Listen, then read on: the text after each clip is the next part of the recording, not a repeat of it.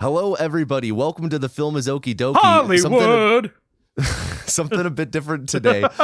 This is actually present Tommy and CJ, us recording this on January 28th. Yeah, it's actually us in the past, but in the present, but in the future from when we recorded, but in the past from when you're listening. A closer past than the past you're about to listen to in the Wild Wild West episode. It's the days of future past.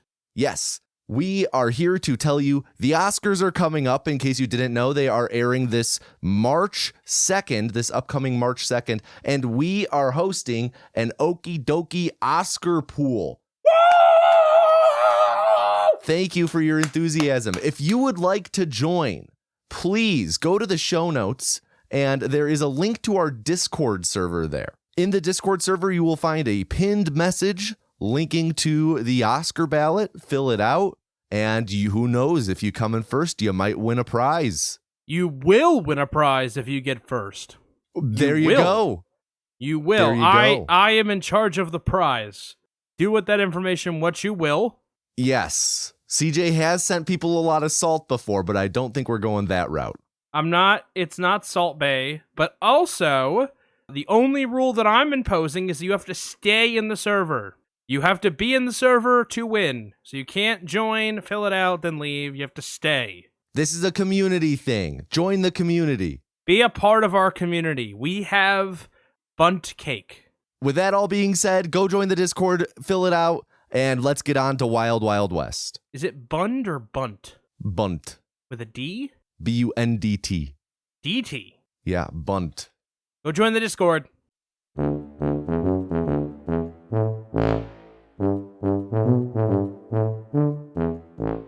Hello, everybody, and welcome back to The Film is Okie Dokie. And CJ, welcome back to us as well. It's been over 2 months since we last recorded. How you been, CJ?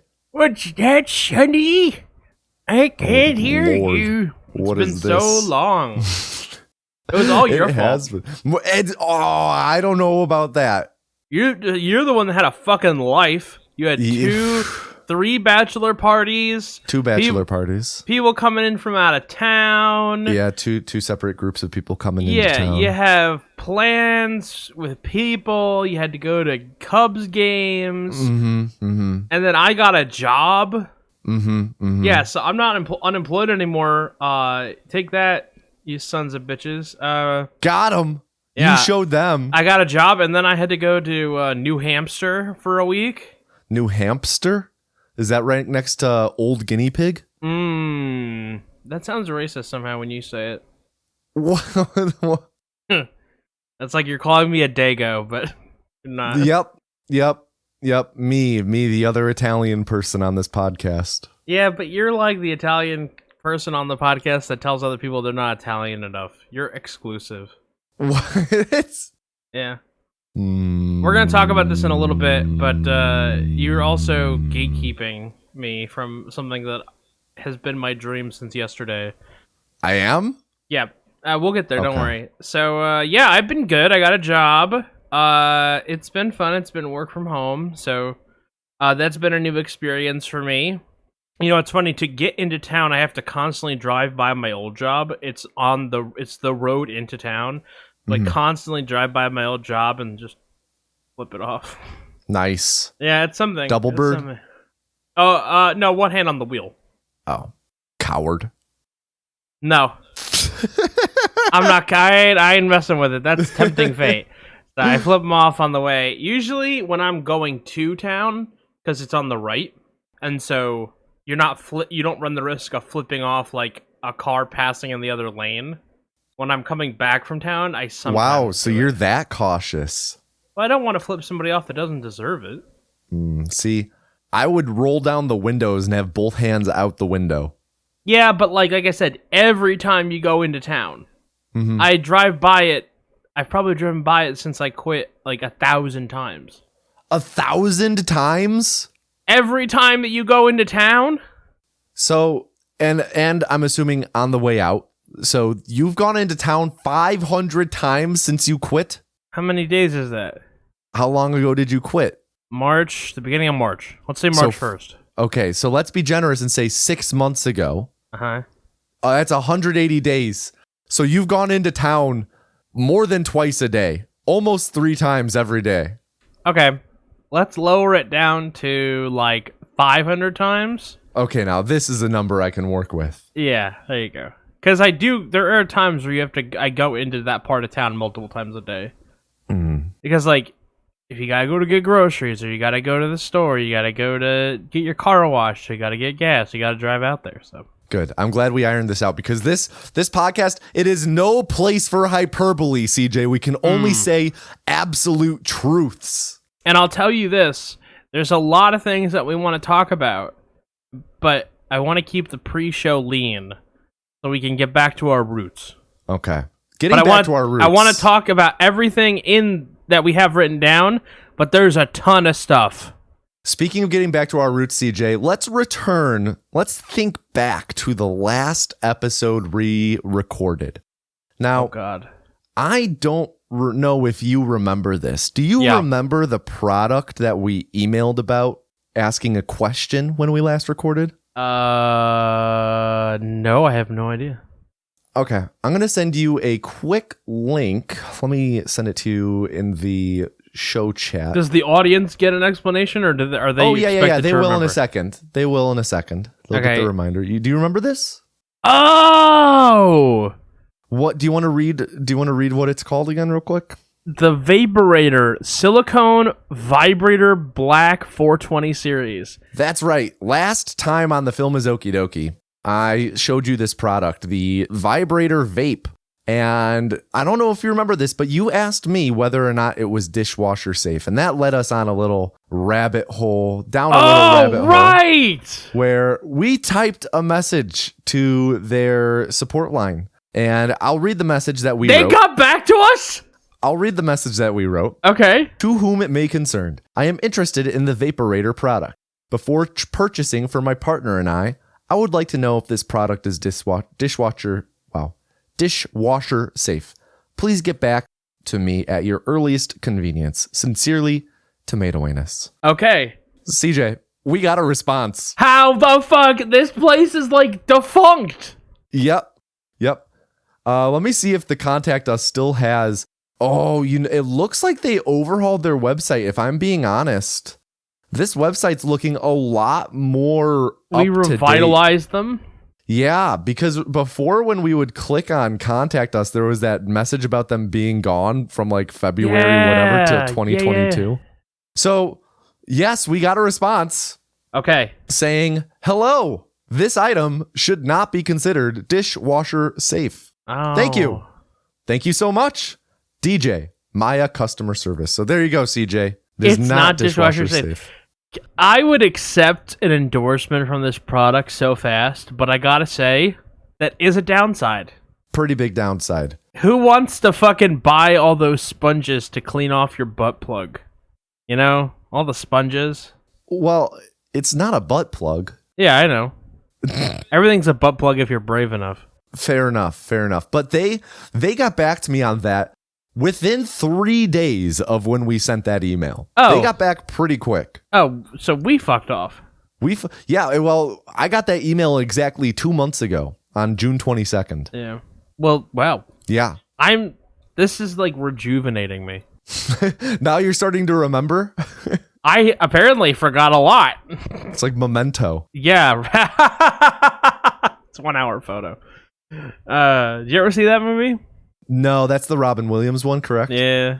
Yeah, no, I've never seen it. I am familiar with it, though. Do you have a movie that you refuse to watch? Yes. Should we make a gentlemanly agreement that we will not in the future recommend that movie? Yes, but we can only pick one movie each. Okay, that's fine. Okay, what's yours? No, you go first. My movie is Planes, Trains, and Automobiles. Really? Yes. The movie is funny.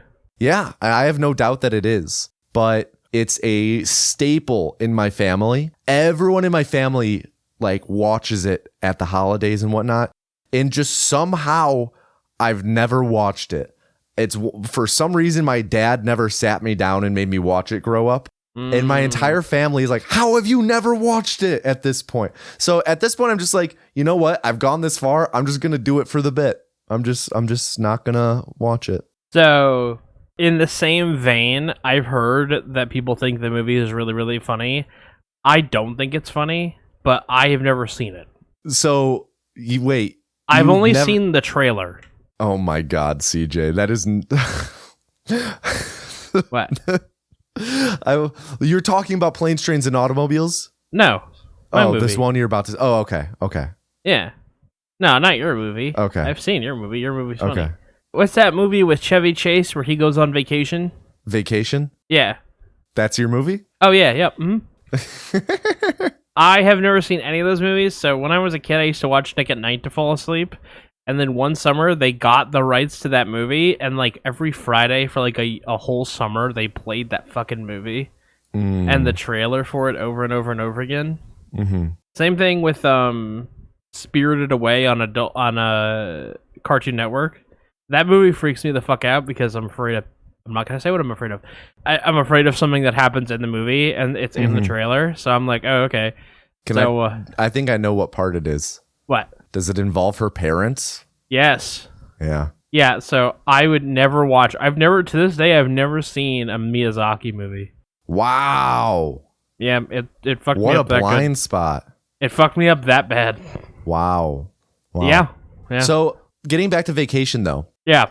It's only Vacation you refuse to watch. I have never seen any of them, but if I'm drawing a line in the sand, I'm starting with that one. Okay. I just want to say, Christmas Vacation is one of the greatest Christmas movies of all time. Yeah, I haven't seen it. Yeah, that would be a good one for you to watch. But I've never seen Vacation either, but I support you planting your flag on that. Yeah, I'm planting the flag. I'm banging the table. Okay. Speaking of banging the table, I'm supposed to be watching The Bear this week. Not this weekend because I'm busy with something, but next week I'm going to start watching The Bear. Oh, yeah? Yeah, I've had enough people bang the table. It's pretty good. You banged the table, and then a coworker actually literally banged the table. It's pretty good. Yeah, so that's what I've heard, so we're going to go for it. See, I'm not sure exactly if it's too much of a CJ show, though, if I'm being honest. We will see. We will see how you like it. Yeah. I do think you would really like Schitt's Creek. It's a commitment, though. Not really. A lot of episodes. Yeah, they're all 20-something minutes long, though. Yeah, but it's a lot of seasons and a lot of episodes. It's 6 seasons, 13 episodes each, so that's 78 times 22. It's a commitment. It's not. It goes by fast. You should really watch it. Well, I think you would like Schitt's Creek more than The Bear. You hear this? That's me banging the table. Well, God damn it! I don't have where is Schitt's Creek streaming? You know what? That's a good question. Well, maybe I don't have the service. It was on Netflix for the longest time. Yeah, I think free on Amazon Prime Video, Disney Plus subscription, Hulu subscription. Oh, I have all of those. Okay. Wow. I'll let you be the person that decides the fork in this road. You ready? Yeah. So I'll let you decide. 1, 2, or 3. Which one do you want to hear first? 2. Okay. So you're doing something. You're like training, aren't you? Yes. You want to tell the people what you're training to do? Yes, I'm currently training for the Chicago Half Marathon. Uh-huh. Yes, and it's you at the run. end of September. I run. I go for multiple runs a week. Usually my baseline is around 6 miles. Sometimes I'll cut it short to 4, but usually around 6. And then, 6 to 8 miles, I would say on average. How many miles do you think you run in a week? In a week? I don't know. It's probably around 20 miles a week. Okay, so you effectively run a half marathon every week. Half marathon and a half. You run a 75% marathon. Yeah. And you're in good shape. Yeah, I would say. Well, I was talking with Jade last night, and she was talking about how you were getting in shape for this. You've been training, and that means that there's some dietary and lifestyle changes that you've recently made. Yeah. To which I was surprised. And then I said, I think that I could run a marathon without all the training. And I can hear you like sucking in air and your brow furrowing and your eyes glazing over like the cover of Barton Fink. So let's just say this. I don't think I'd be good at it, but I think I would finish. You think you could finish a marathon? I was told that I could have water and snacks, so yes. Are you going to run the whole thing? How much time do I have? This is the part we didn't know the answer to. How much time do I get? That's a good question. Usually it's around 6 hours. 6? Yeah. I was told 8. 6.5. I would say 8 is probably the high end of a limit. A lot of them are like 6 to 6.5 hour time limits. 8 would probably be like a generous one, but we can go with 8. We can say, we'll give you the most amount of rope. I think I could do it in 8 hours. You think you could do... I think your feet would fall off, CJ. No. Yeah, going that distance is not easy if you're not training for it. I think that, well, first of all, there's lots of things holding my feet together.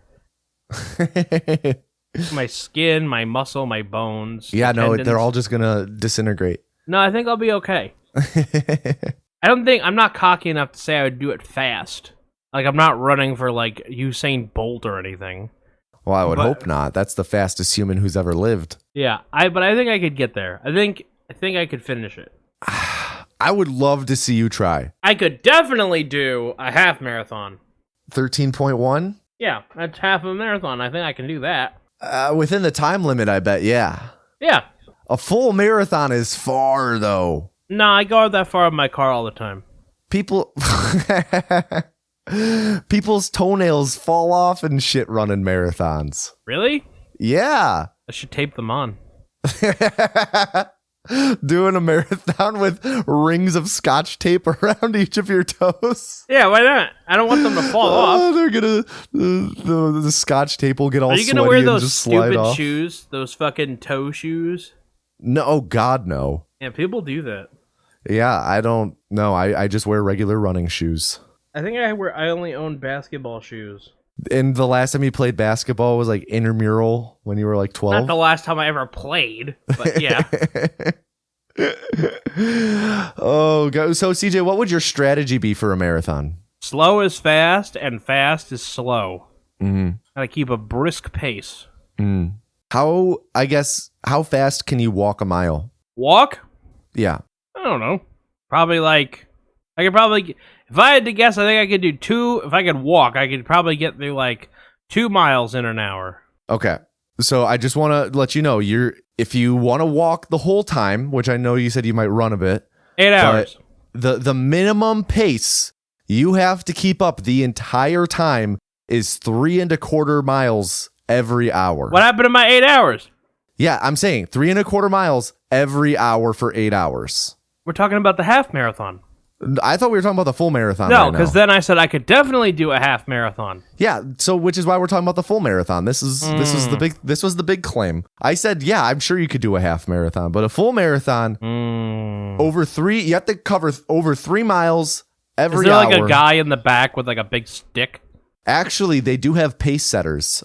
As you run a marathon, you have people for every like 15 or every 10 minutes, people running with like flags. And they're like the person who's running at like the 3.5 hour pace. They're the people running at the 4 hour pace, all that stuff. So you can know. So there probably would be someone in the back for an 8 hour or the last person. I think I can do it. Okay. So again, that's about a mile every 20 minutes, more than that for 8 hours straight. I mean, I'm not a mathematician, but yeah, sure. Okay. So we're going to have to sign you up for a marathon then, CJ, and we're going to have to put some stakes on the line. I'll go to Chicago. Yeah? Can they be Wagyu? Can they what? You said we had to put some stakes on the line. Can they be Wagyu? Oh, sure. If you want to get a Wagyu steak for me for losing, sure. I would gladly accept. You motherfucker. You know I'm going to win. I don't think you would. You never believe in me. I don't believe in you when you make ridiculous claims like this or scoring 12 points in a WNBA game. No, women's college. It was not WNBA. It was women's college basketball. It 100% was. Because I don't know about this. Check the tape. We're gonna have to go back. We're gonna have to go back. I don't know where this originally was. Yeah, I don't know. It was definitely It was not WNBA. I don't know about that. Because I was watching the Women's College March Madness, and there was a team that only scored 12 points in a whole half. And I was like, fundamentals. I'm still not sure you would be able to do it. Or you getting 3 hits in the span of a major league season? Yeah. Yeah, I don't know about it. Yeah, I can do that. I don't know about that. I'm waiting for this thing with Jade's brother to happen. I'm ready to go yard. I don't know about that. Yeah, that's why I have to show you, because you don't believe me. Mm-hmm. Oh, I saw you hold a baseball bat on stream. I think I've seen enough. I was holding it as a prop. And when I hold a baseball bat as a prop, I hold it like how you hold a baseball bat. Jesus Christ. Anyway, let's talk about something else. What would you like to talk about, CJ? So I had this thing a couple weeks ago. I was talking. So our friend Shuli is she has a bad back, and it's painful for her to walk, so she doesn't do a lot of walking. But I was saying we should get her an electric wheelchair, and she was like, "Ooh!" And her significant other Lemon was like, "She doesn't need an electric wheelchair," and I was like, I don't like that. I don't like being shut down. I feel slighted. So then I was like, what about a wheelbarrow? And he goes, no, we can't have a wheelbarrow because then that's more work than the wheelchair. And so then I said, well, what about a donkey? And he didn't answer me, and he ignored my chat, and he was streaming. And that hurt me inside. And I decided to research what the logistics would be to get a donkey for Shuli. Okay. This is 1000% a true story. Some details will be changed because I don't want to dox where they live by revealing information about their local laws and ordinances. So, the first thing is, could I actually afford a donkey? And there was somebody on Craigslist in their area who was selling a donkey. He had become too violent with the other donkeys, and they were selling him for $1,500 as a livestock guardian animal. The only condition was you had to come with your own trailer. So then I'm like, okay, well, they live in the South. I'm like, well, I don't live in the South. I know somebody who lives in Florida. They can drive up from Florida. I'll have them rent an animal trailer, and then we'll have the donkey go to Shuli's house, and Lemon will be mad because now he has a donkey, and no harm, no foul. It'll be funny. And then I was like, well, listen, there might be logistics involved. Like, where does the donkey live? I'm only renting the trailer. Mm-hmm. What does the donkey eat? Mm-hmm. Where does the donkey poop? And then I discovered that we may have another issue. What if the city that they live in doesn't allow for donkeys? So I had to look up the local laws and ordinances, and it was revealed you're not allowed to have livestock in the city limits unless it is for a state or city-run learning farm. There was a specific carve-out if you have a learning farm. So no dice, you can't own a donkey, right? You can't house a donkey. A donkey can't be in the city limits, even if they have a yard, even if whatever. So I was like, damn, that rules out the donkey. And I was a little sad. But there's another carve-out in that law. There is nothing that says that you can't rent a donkey. So I started looking at donkey rentals. There are many reasons why you might want to rent a donkey. For those that have a little bit of a lewd mind, you can think of a nasty one. But for the rest of us, kids' birthday parties. It's a very lucrative business. You bring a couple donkeys, you bring a horse, you bring a chicken, you bring a duck, you bring some pigs and the sheep, and you have a little petting zoo at your house. That is allowed. That is 100% allowed. So I called the company that was doing it, and they said that they do surprise parties. They need 18.5 feet of continuous driveway to park the trailer. for the horse. You mean the donkey? No, so you can't just get the donkey. Wh- You have to get the whole petting zoo.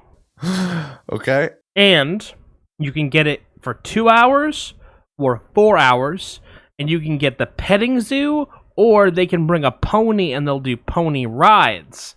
And those are 4 different prices. So I said 2 hours should be enough for the joke. I looked into it and I got the number. It was about $550 for about 2 hours of a donkey. And the other animals, they require you to have a place to store them if they get nervous. So they'd have to empty out the garage. They also require no dogs be on the premises. So the dogs would have to leave. And I didn't know how I was going to do that. So then I looked into a hotel. I just want to jump in and say, I don't know how you would do most of this. No, I know exactly how I was going to do most of it. So then I was like, okay, well, my friend from Florida can drive up. He can grab the dogs, and then he can take them to a local hotel. And about 16 miles away from their house, or a marathon and a half marathon plus some change, there is a hotel that is pet friendly with a $50 deposit. So great, you get the room for the day, $50 deposit. They get to watch the coin operated TV. They're fine. It's like a Days Inn, ground floor, no problem. So I'm like, okay, get the dog out. The city, I called the city to confirm, because the petting zoo party does not require any sort of permits. On their side, they don't do permits. If you need a permit, you have to get it yourself. So I called the city and I waited on hold and I spoke to one of the ladies who knew, and she explained to me that you do need a permit if you're going to have livestock on the premises for a time, anything between like over an hour. Right? If you're going to have a donkey on the premises, they have to leave within 6 hours. So you can have a petting zoo for up to 6 hours, and you have to have this permit. So they would take a check. The city would take a check in the mail. The petting zoo company would take a deposit over the phone. And then all that they needed was the address. And for them to put cones out where they were supposed to park the trailer for the horse. And I said, this is fantastic. This is great. This is everything that I wanted. I wanted them to be punished for not acknowledging my joke. I want my friend who's a paraplegic to ride a donkey around in her backyard. And then it occurred to me that I didn't know how much Shuli weighed. And it's never polite to ask a lady how much she weighs. So I'm not going to reveal what she told me, but needless to say, there is a weight capacity limit for the donkey. I'm not saying she's like obese. It's meant for children. The weight limit's like 105 pounds. You know, she's a grown-ass woman with back problems. So I was like, damn. What about the pony? The pony only did $1.25. And I was like, oh, damn. They don't do rides on the horse in suburban areas because the horse gets a little jittery. So then that scrapped it. I was able to find a mule named... Careful, we don't want to dox the mule. Bjork, I think his name was. Bjork? Okay. Bjork the mule. Like the musician? Yeah, Bjork. The mule could hold up to 165 pounds. So it could accommodate Shuli. Shuli is somewhere in between 100 pounds and 165 pounds. A lot of people are. But they don't typically allow not children to ride them unless you sign a waiver. But then I was like, man, how am I going to trick Shuli into signing a waiver? But this is where it started to come undone because you only get the mule and they don't take deposits over the phone because they don't want pranks or something. So, yeah, it didn't happen. I wanted to send Shuli a donkey for her birthday and it didn't happen. So I sent her a train whistle. They didn't allow me to send it because they don't want pranks happening. So literally what you were trying to do. No. A legitimate gift. Literally what you were trying to do. Anyway, so that's the end of the story. Do you have any thoughts about the donkey? Do we know the name of the donkey from the first group? Was it like Dominic? I don't know. That'd be funny though. I'm just, on one hand, I can't believe that you went to those lengths to research the feasibility of this all. But on the other hand, no, I'm fucking not. That's one of the most CJ things I've ever heard. They also offered a bounce house, but she wasn't allowed in it. It's a good story. It was a ride through logistics and red tape, I'll tell you that. You know what? I have no regrets. They had to make sure that the driveway was 18 feet long, and then they would need some traffic cones. But then I was like, oh, the dog. So I would have a friend drive up from Florida and have him take the dogs to a Best Western for $50 during the day. It was a Days Inn, first of all. Second of all, how memorable of a birthday would that be if you came home from getting groceries and there's a fucking donkey in your yard? Well, first off, I doubt that they would just unload the donkey if no one were home. Surprise party! I told them. I think if the people who have the donkey, whoever you contacted for that, if they showed up the day of with the donkey and Shuli and Lemon were like, we didn't order a fucking donkey, they're gonna just leave. No. Shuli and Lemon would not be there. Because it's a surprise party. And then they would just leave. They're like, yeah, there's no one here. All right, well, we'll just keep the deposit. Here's the thing. Maybe there are some logistics that I hadn't considered. But I maintain, still would have been really funny. Oh, CJ, what are we going to do with you? Nothing. Did I tell you I went to New Hampshire? Yeah, it's right next to Old Guinea Pig. Shut up. So, there's nothing to do up there. Except get drunk and go to flea markets or whatever they do, antique stores. So I found a thrift store on the way back from work one day, and I was like, I literally went to work, got off of work, ate at one of the 3 restaurants in town, and then got in the car and drove 20 minutes back to my Airbnb every day. And there was a thrift store that benefited a pet, a shelter, an animal shelter, and it was really, really racist. And they had signs up that were we save pets by any means necessary, but they were selling Nazi memorabilia and Mammy cookie jars, and I was like, what the fuck? And what the fuck? This is in New Hampshire? Yeah, New Hampshire. And I was like, what? Where am I? And I think the clerk was getting the vibe that I thought it was weird, and he's like, yeah, it's kind of weird in here. I'm like, yeah, it is. I was like, I don't think it's worth being racist to save cats. But I don't know. I haven't really done the math on that. Because yeah, it's kind of weird in here. Yeah, if by weird you mean fucking racist, then sure.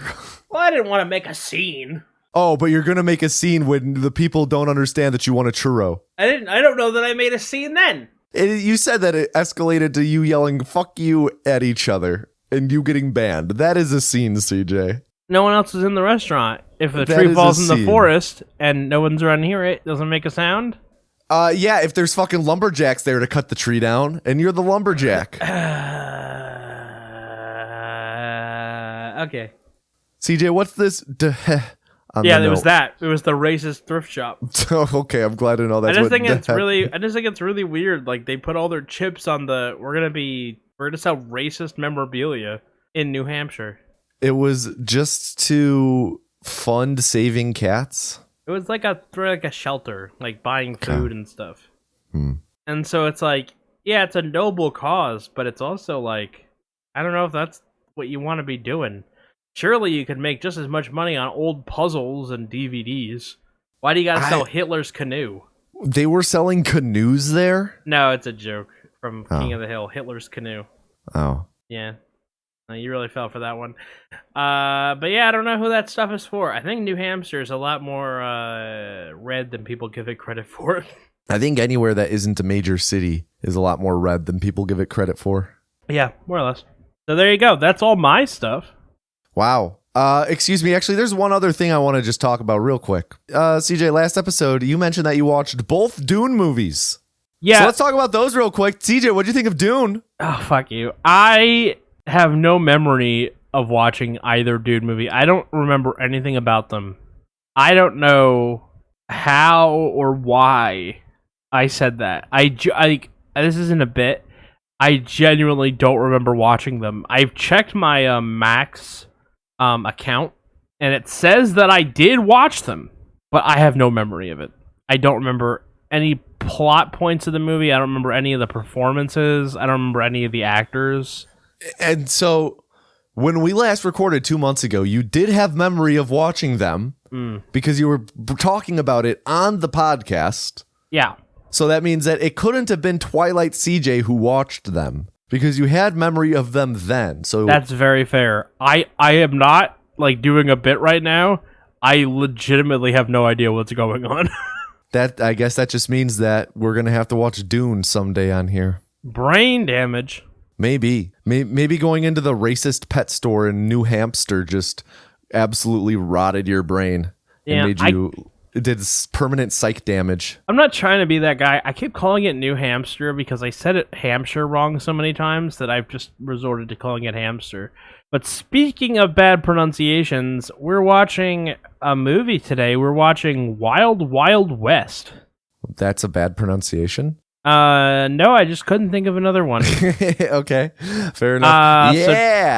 You picked this movie. Yeah, I brought this movie to the table, and it is one neither of us have seen. Oh, so you've never seen this? Oh, this is gonna be Boo Boo.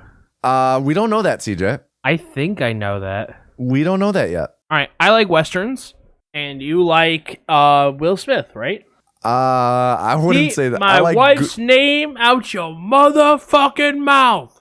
I like good movies. Okay. So who knows? All right. Do you have any other anything else you want to say before we start the movie? Is this? I feel like we're going into it real cold. I mean, I do have a little bit of experience with this movie. I haven't seen it. I know a handful of scenes, a couple scenes. Okay.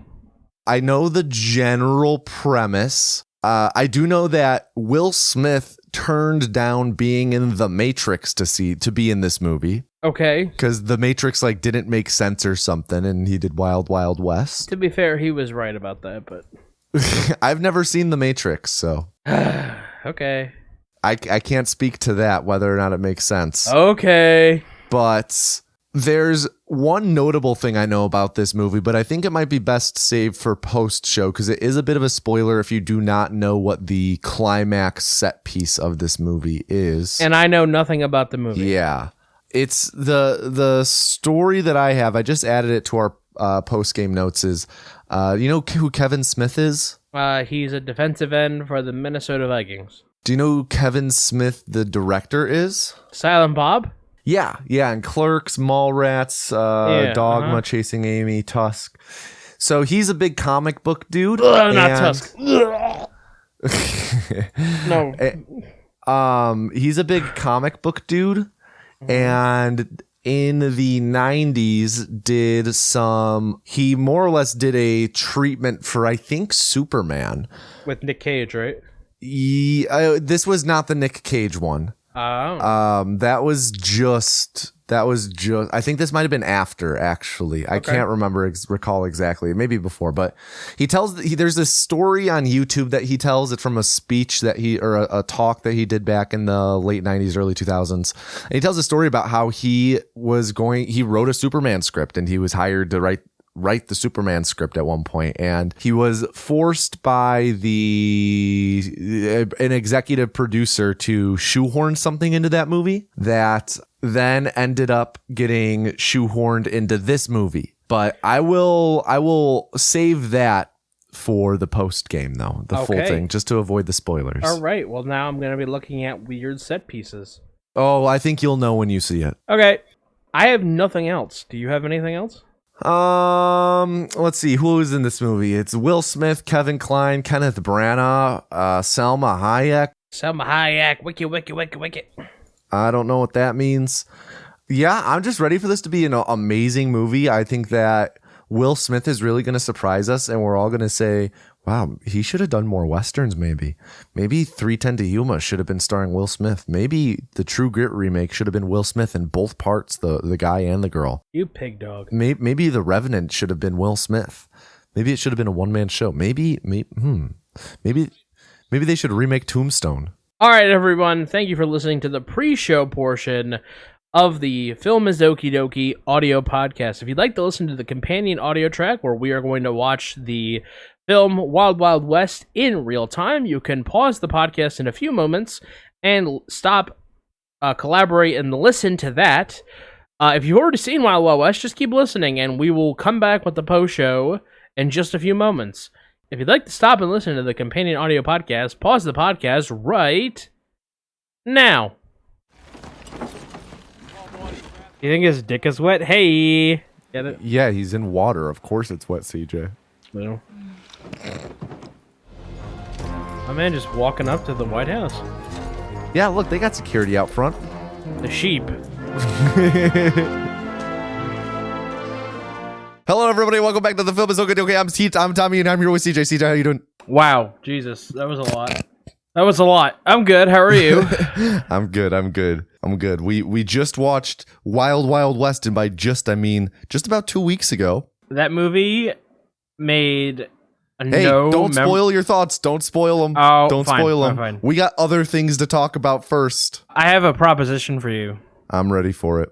I would like to so my pick is next, right? Yes.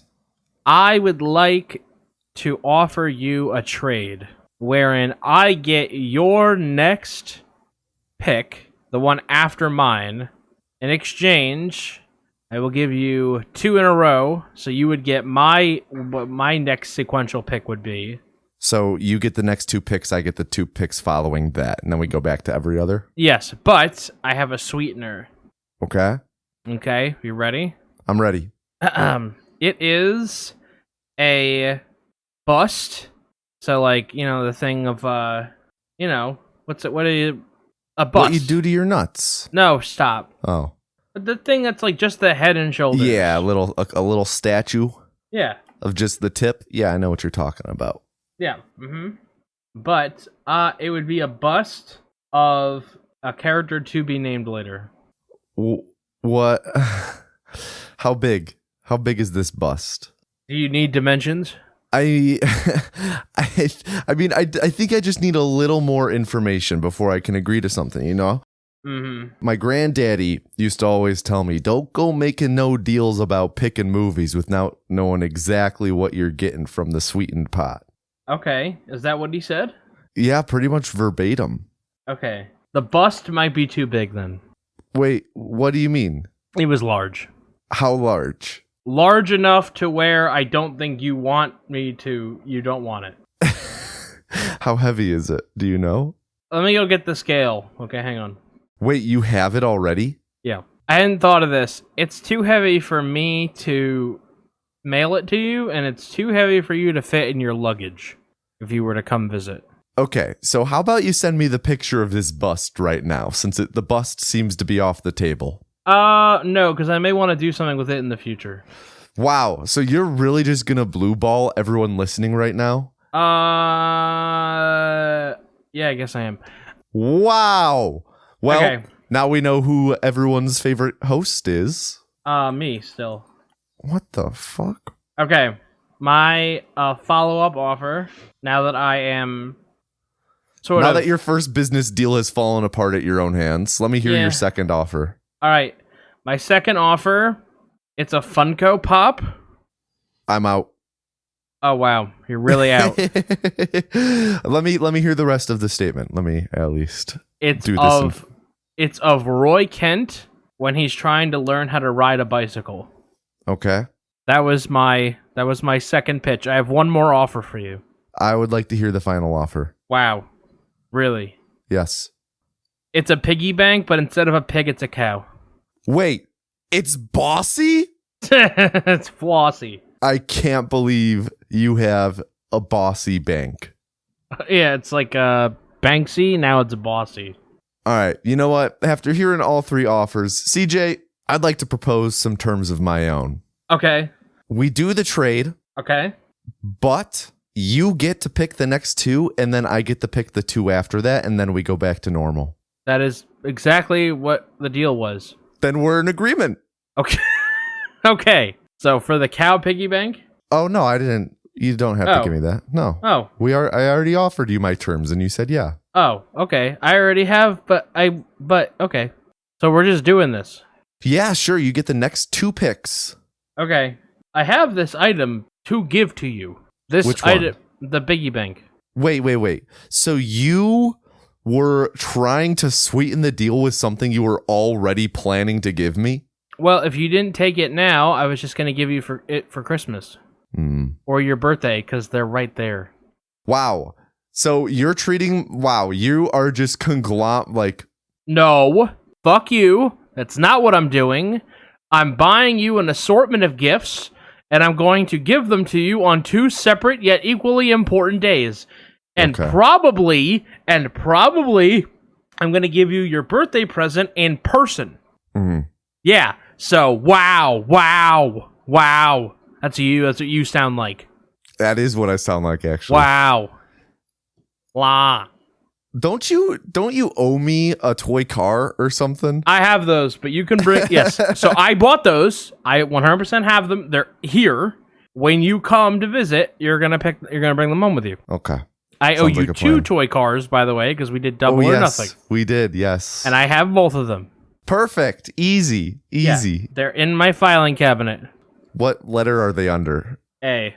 What is it for what? Are they like... A toy car. Oh, I like that. Yeah. It's clever. Don't look into that any further. Okay.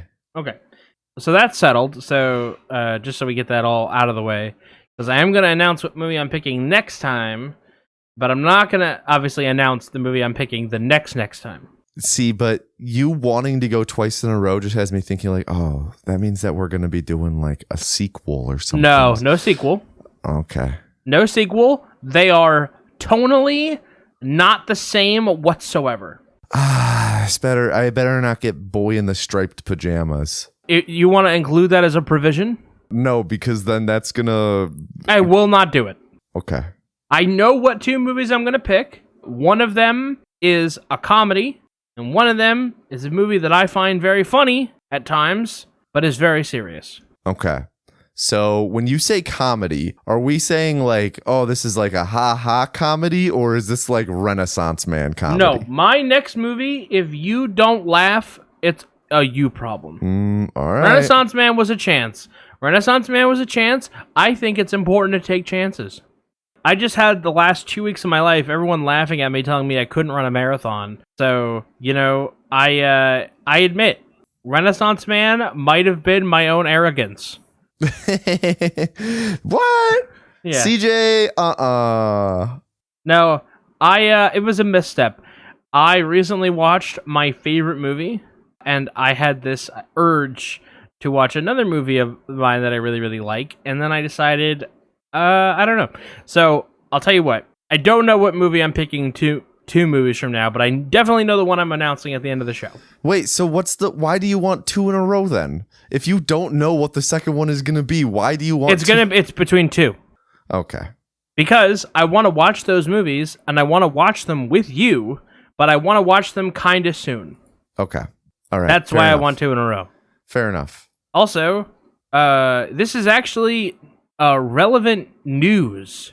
It won't be... I guess I shouldn't mention it, because this episode will come out in like 2026. But ESPN and Disney are no longer on DirecTV, and that affects me because I have DirecTV as my main linear television provider.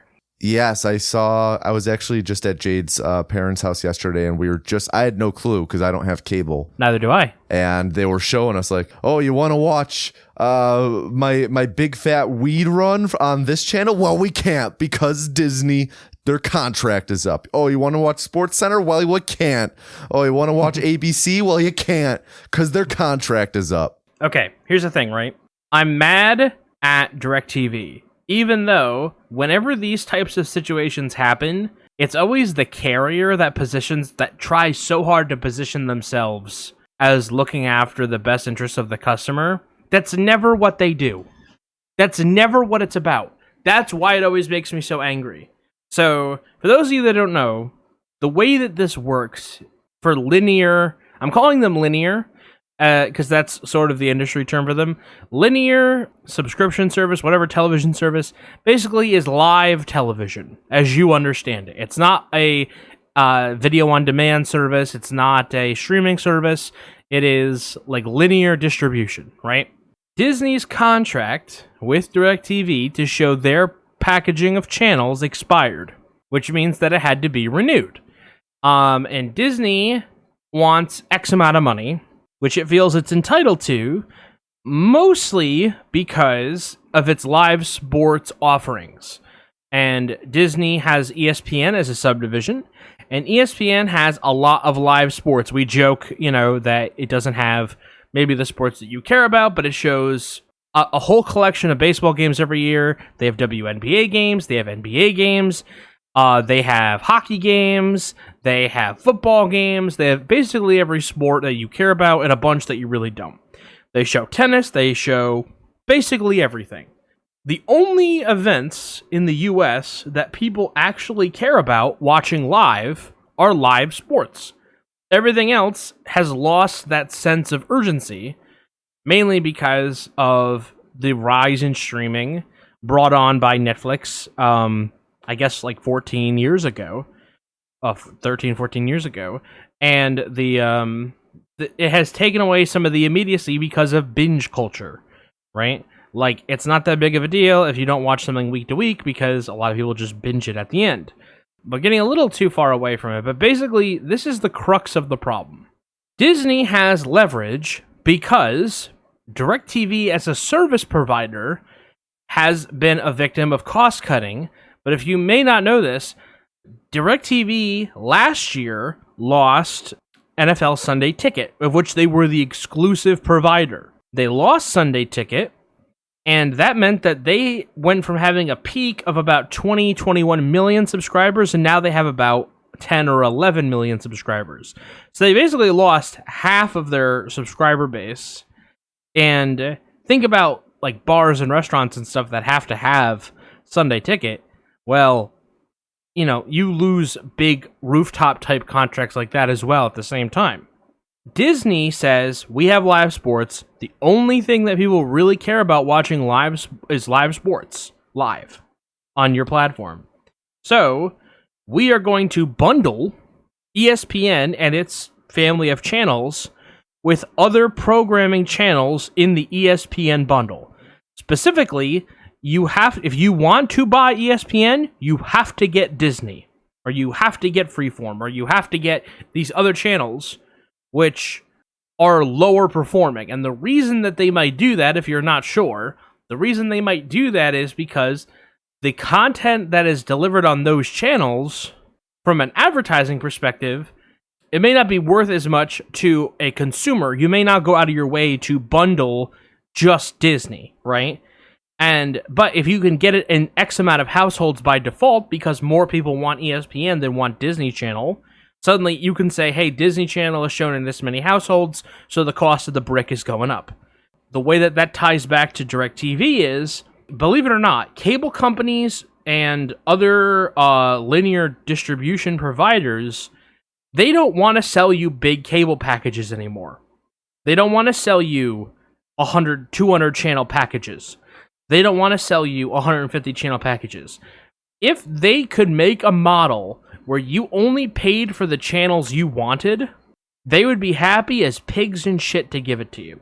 But they can't, because not every channel, none of the channels are owned individually. So you end up negotiating with these big channels in blocks, which is when you get to these freeze-outs. So that's why I'm always frustrated with the provider, because we went through this last year with Charter, which owns Spectrum, and we went through the same thing last year because it's expensive to have DirecTV in every room of the house, so we also have Spectrum cable. And part of that is they argue, we're looking out for you because your bill's going to go up if we don't defend you. But that's not really what this is about. DirecTV's ultimate goal here in this situation is to either negotiate smaller packages, which they know Disney won't do. What they actually want, and what Charter managed to get, was that you can get access to the subscription services by signing up for Spectrum. So when we sign up for Spectrum, we can get access to the ad-supported version of Disney Plus as part of our Spectrum bill. That was unprecedented at the time. Basically, these providers want access. They want to get in on the streaming money. That's what they want. And so if they can get you to sign up, it's the same thing with Verizon. I went to Verizon the other day, and the guy was trying to get me to sign up for subscriptions I already have, and he was like, access to all these subscriptions. And I'm like, it makes my bill go up $60 a month. It's not a deal. I already pay it. He's like, yeah, but it's so much easier. I'm like, it's not easier. It'll be much harder to cancel if it's through Verizon. The ultimate consequence of this is that right now, DirecTV says, hey, you can't watch this because our contract's up, and you can get a bill credit by going to this website. Which I did. Do I hope that they resolve this soon? Yes. Because this is kind of stupid, right? Disney is going to win. You cannot, in this day and age, in this market, not carry the worldwide leader in sports. You absolutely just can't. Now, are they going to crack the top 100? They have UFC, for fuck's sake. Are they going to crack the top 100 with their live sports? Yes, the bottom. But if the only thing that people care about is live sports, and ESPN has everything that isn't basically the 4 networks broadcasting 1 or 2 games a week, that's a lot of money on the table. And you're not going to not have it. Because then you'll have no subscribers and you won't be a company. And then you'll be sold off to parts. So, all of this to say, it's super frustrating because DirecTV acts as if they're in your best interests, when in reality they're not. They're in their own best interests. Disney is just greedy. That's just avarice and greed. We don't need to go into that anymore. Like, we know what's up with the mouse. But it's like, nobody has my best interest in heart. Just give me my fucking ESPN and charge me more money. Because we all know that none of these companies have a problem charging us more money.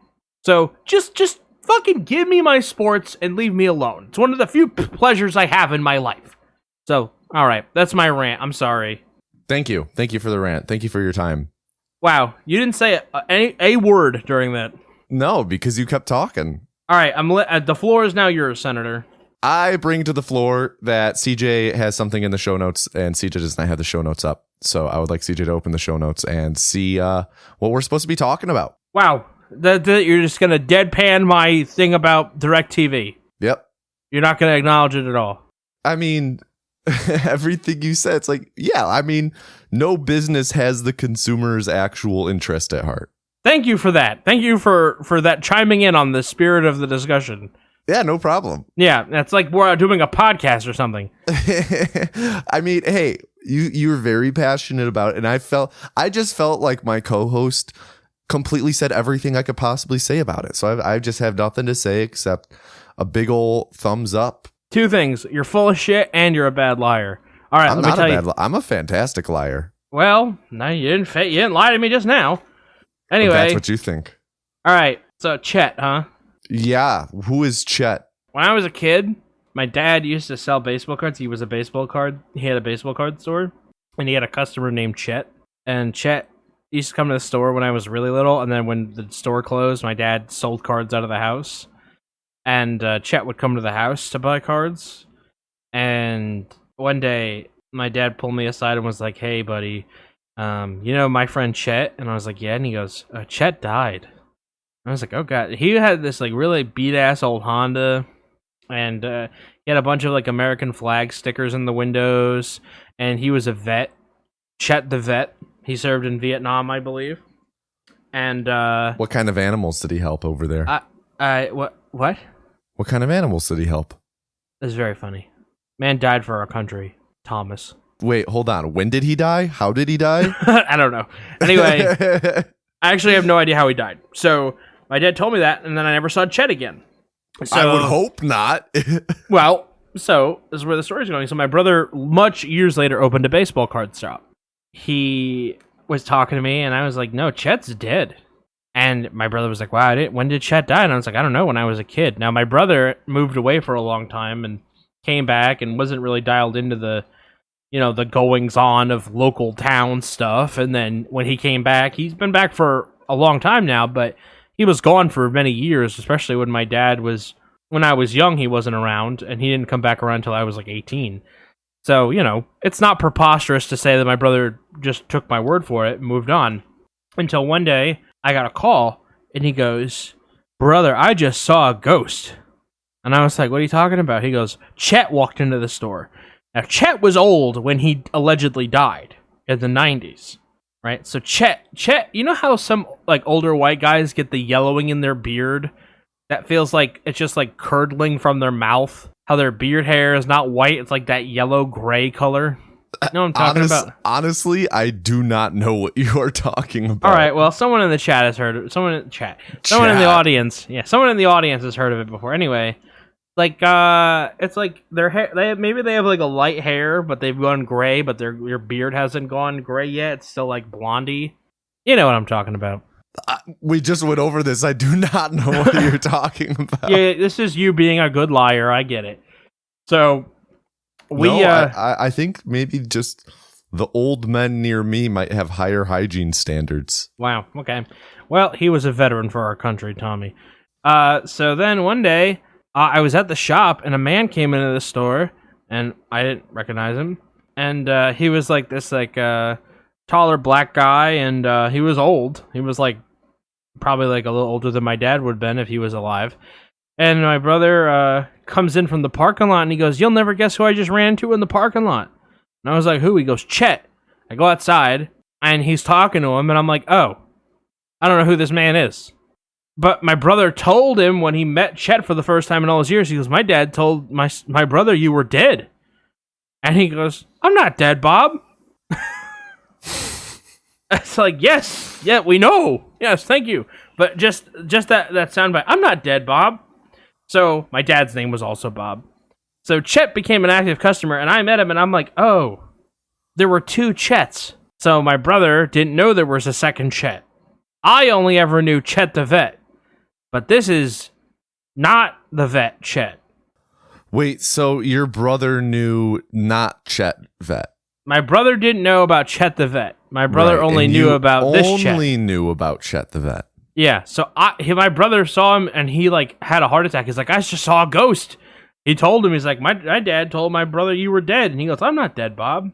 I can't believe there's two people named Chet in such a small vicinity. I don't live in I'm not in Deliverance, right? I live in like a populous town. Which is why this is so surprising, because I've never met a Chet. Really? Let alone a Chet the vet.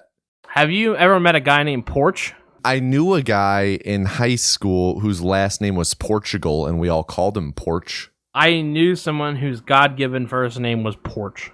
Porch? Yeah. Why? I think you'd have to ask his parents about that one. You never asked? He didn't really know. He didn't think it was weird. You know, he had like that mullet, but he had like the side shaved. You know what I'm talking about? A mullet? Yeah, he had a mullet, but the sides were shaved. Yeah. Isn't that kind of standard for a mullet? No. Really? Maybe. Hang on. Possibly? I don't know. I'm looking up mullet. I guess what I'm thinking of is he went all the way up. It was kind of like he was doing a mohawk, but it was a mullet. Okay.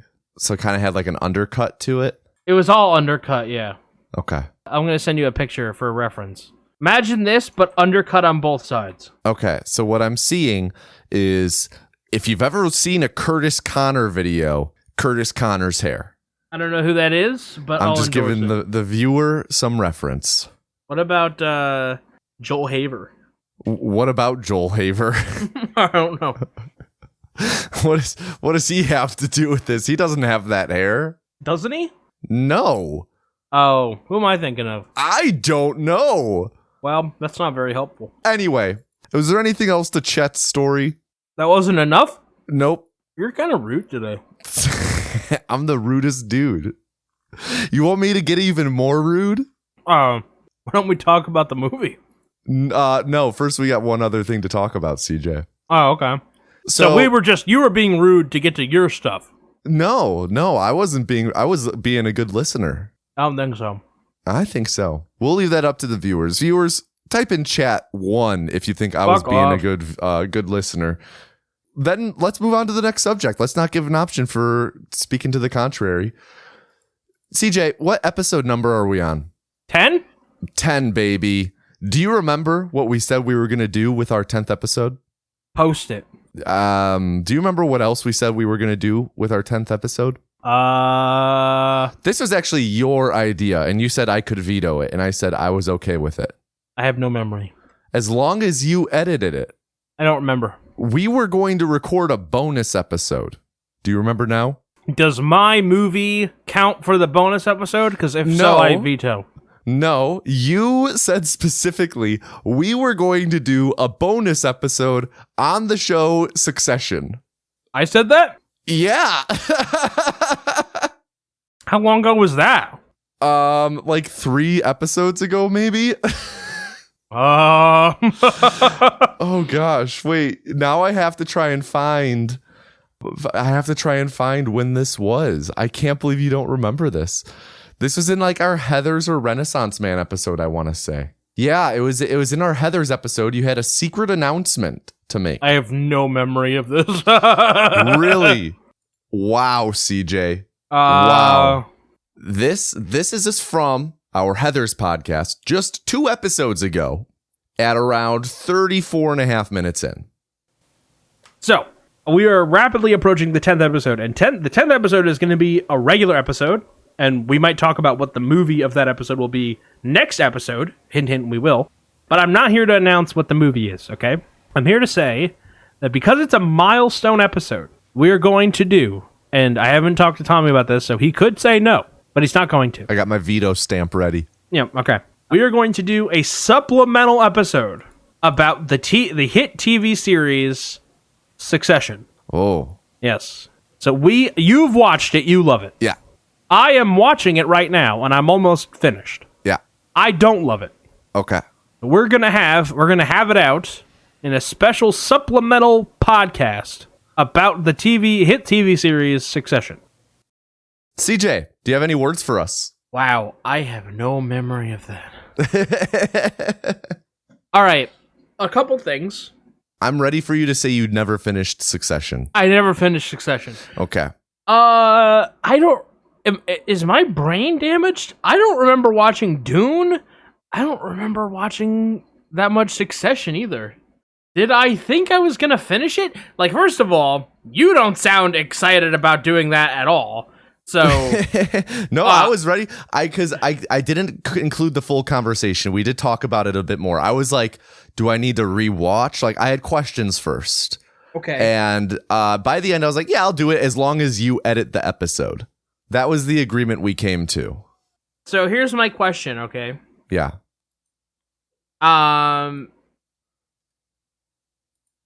Well, do we have to do it? Surely this joke is worth it enough. Oh, you know what, CJ? Out of the goodness of my heart, you said in that clip I had a veto. I didn't veto it then.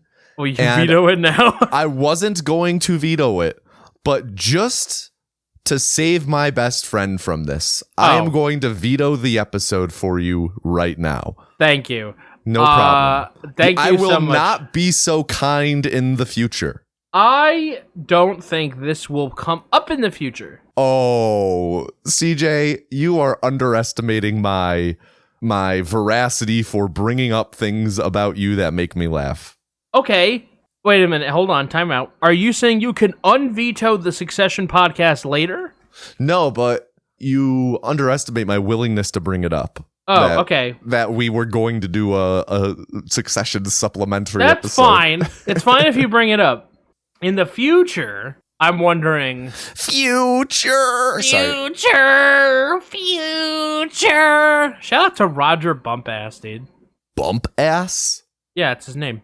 Okay. Bumpass. In the future... That's the voice of Squidward. In the future... Sorry, go ahead. I'm continuing your sentence. In the future... Oh, you want me to talk? Yeah. Can I peel back the curtain a little bit? The Heathers episode was a long time ago. I just love though that you were like, I'm watching the show. At least at this time you were like in season 2 of 4. I did finish season 2. Okay. I got to the part where old Billy Boy was like, nah, Dad, Oh, Billy Boy. Yeah, what's his name? The guy from Jeremy Strong? I don't know actors' names. That guy that was gosh. in what's that movie with Steve Carell? Jeremy Strong. He was in The Big Short. Yeah, the guy from The Big Short. Yep. The Big Short's one of my all-time favorite movies. I love that movie. I like that guy. I like that guy in the movie. He chews the gum. Yeah, and he's the angry New Yorker of the group. Yeah. He carries the baseball bat around. Yeah. Yeah. So yeah. Kendall Roy. Who? Kendall Roy. That's his name in Succession. Was he in The Big Short too? Oh, that's the character's name. Oh my gosh. I remember he sings L to the OG. I cannot believe you. So yeah. So I don't think it'll happen again in the future. But if it does, binding resolution, I will honor my future agreements even if future me doesn't remember them. Part of me really wants to unveto this, so we're forced to do a supplementary episode about a show you only watched half of and don't remember, just I could hear what that conversation would be like, because that sounds like it would be really fun to have a conversation like that. What, me not remembering the show? Yeah, and we just going off of what you think the show was and where you think the show went, having not seen the second half of it. Yeah. Well, isn't the whole thing that it kind of picked, like, you told me 3 and 4 is where business picks up. I think that it's a show that it took me until about season 3 to really find my full appreciation for it. When I first started watching it, I was like, yeah, it's really good. I can see why people think it's one of the best shows ever. It's really good, but I don't think it's up there. But once I got near the end of season 3, and especially once I watched season 4, I was like, oh, okay, no. The whole thing kind of clicked for me. I'm like, no, this is one of the greatest shows I've ever seen. Like, it just gave me an appreciation for the full thing. I like really started to see what made it so excellent. Did you ever watch Mad Men? Yeah. So there are some shows that I feel have this problem. I consider it the Mad Men problem, where there is not a single person in Mad Men. If you watch the pilot episode, there's not a single character in the whole show that's likable. And I'm not saying that like you can't learn to like them, but none of those people are people you would want in your life. None of those people are nice people, right? Who are you supposed to root for? And the show's message to you is like, it's Peggy, right? It's Peggy, but at the end of the Mad Men pilot, spoiler if you haven't seen the Mad Men pilot, she sleeps. I just want to say, side note, the Mad Men pilot, one of the greatest pilots of all time. It's a great pilot. It is a great pilot. But you end that episode feeling like, man, these are all bastards. Like, they just suck. Every one of them sucks. There's nobody here with redeeming quality. And you think, oh, that'll be Peggy. And then she sleeps with Pete. And you're like, you slept with the fucking asshole. Like, why? And then, like, so over time, you develop relationships with those characters, you know? Like, I don't remember if it's in the pilot or if it's in an early season 1 episode where Don Draper takes his family on a picnic, and when they're done, it's not the pilot. I can tell you that they just throw all the shit into the grass and leave. They leave the blanket behind. Yeah, they leave all the plates and the garbage behind. It's like, what? Yeah, the 50s were wild, man. Yeah, like, all right, damn. My favorite is later on there's an eclipse episode and they're like, don't look right at the sun, and then all of the dudes just stare right at the sun. Great show. There are individual episodes and moments from that show which I think are some of the best in television, but I had that problem for a long time in the show where I just didn't like anybody. CJ, it's a pattern I'm noticing with you is you really do not like things where the characters are not likable from the outset. I don't need everyone to be likable from the outset. I need someone to be likable from the outset. I need something I can hold on to, right? And you can't hold on to quality writing even if the characters aren't likable? It's just hard for me, is what I'm getting at, right? And I don't feel like that's something that I can be appropriately shamed for. It's just something that I think makes whatever you're trying to do harder. Right? Like, if you're trying to tell a great story, you have to. There's a reason that the protagonist is usually likable, right? My problem with Succession, what I remember about it, was I couldn't. After 2 seasons, there was not a single person that I liked. I wanted them all to fail. Yeah. I hated all of them. And I just don't get the same kind of enjoyment from that. Now, we have obviously discussed on the show that Ted Lasso, which I am one episode away from finishing for the 11th time, that is my favorite, one of my favorite shows. Hannah Waddingham's character, Rebecca Welton, in that show, she's probably one of my favorite characters in the show. And same thing with Jamie Tart. Jamie Tart is one of my favorite characters in the show, but I hated them when I first started watching, and I was so annoyed by them, but they grew, and like, you know, you could see where they came from and where they ended up. After 2 seasons of Succession, they have gone literally nowhere. They have made no progress. They have done nothing. Everything where they are now is exactly the same as where they were before. The only literal difference is that 2 of them are now married to each other.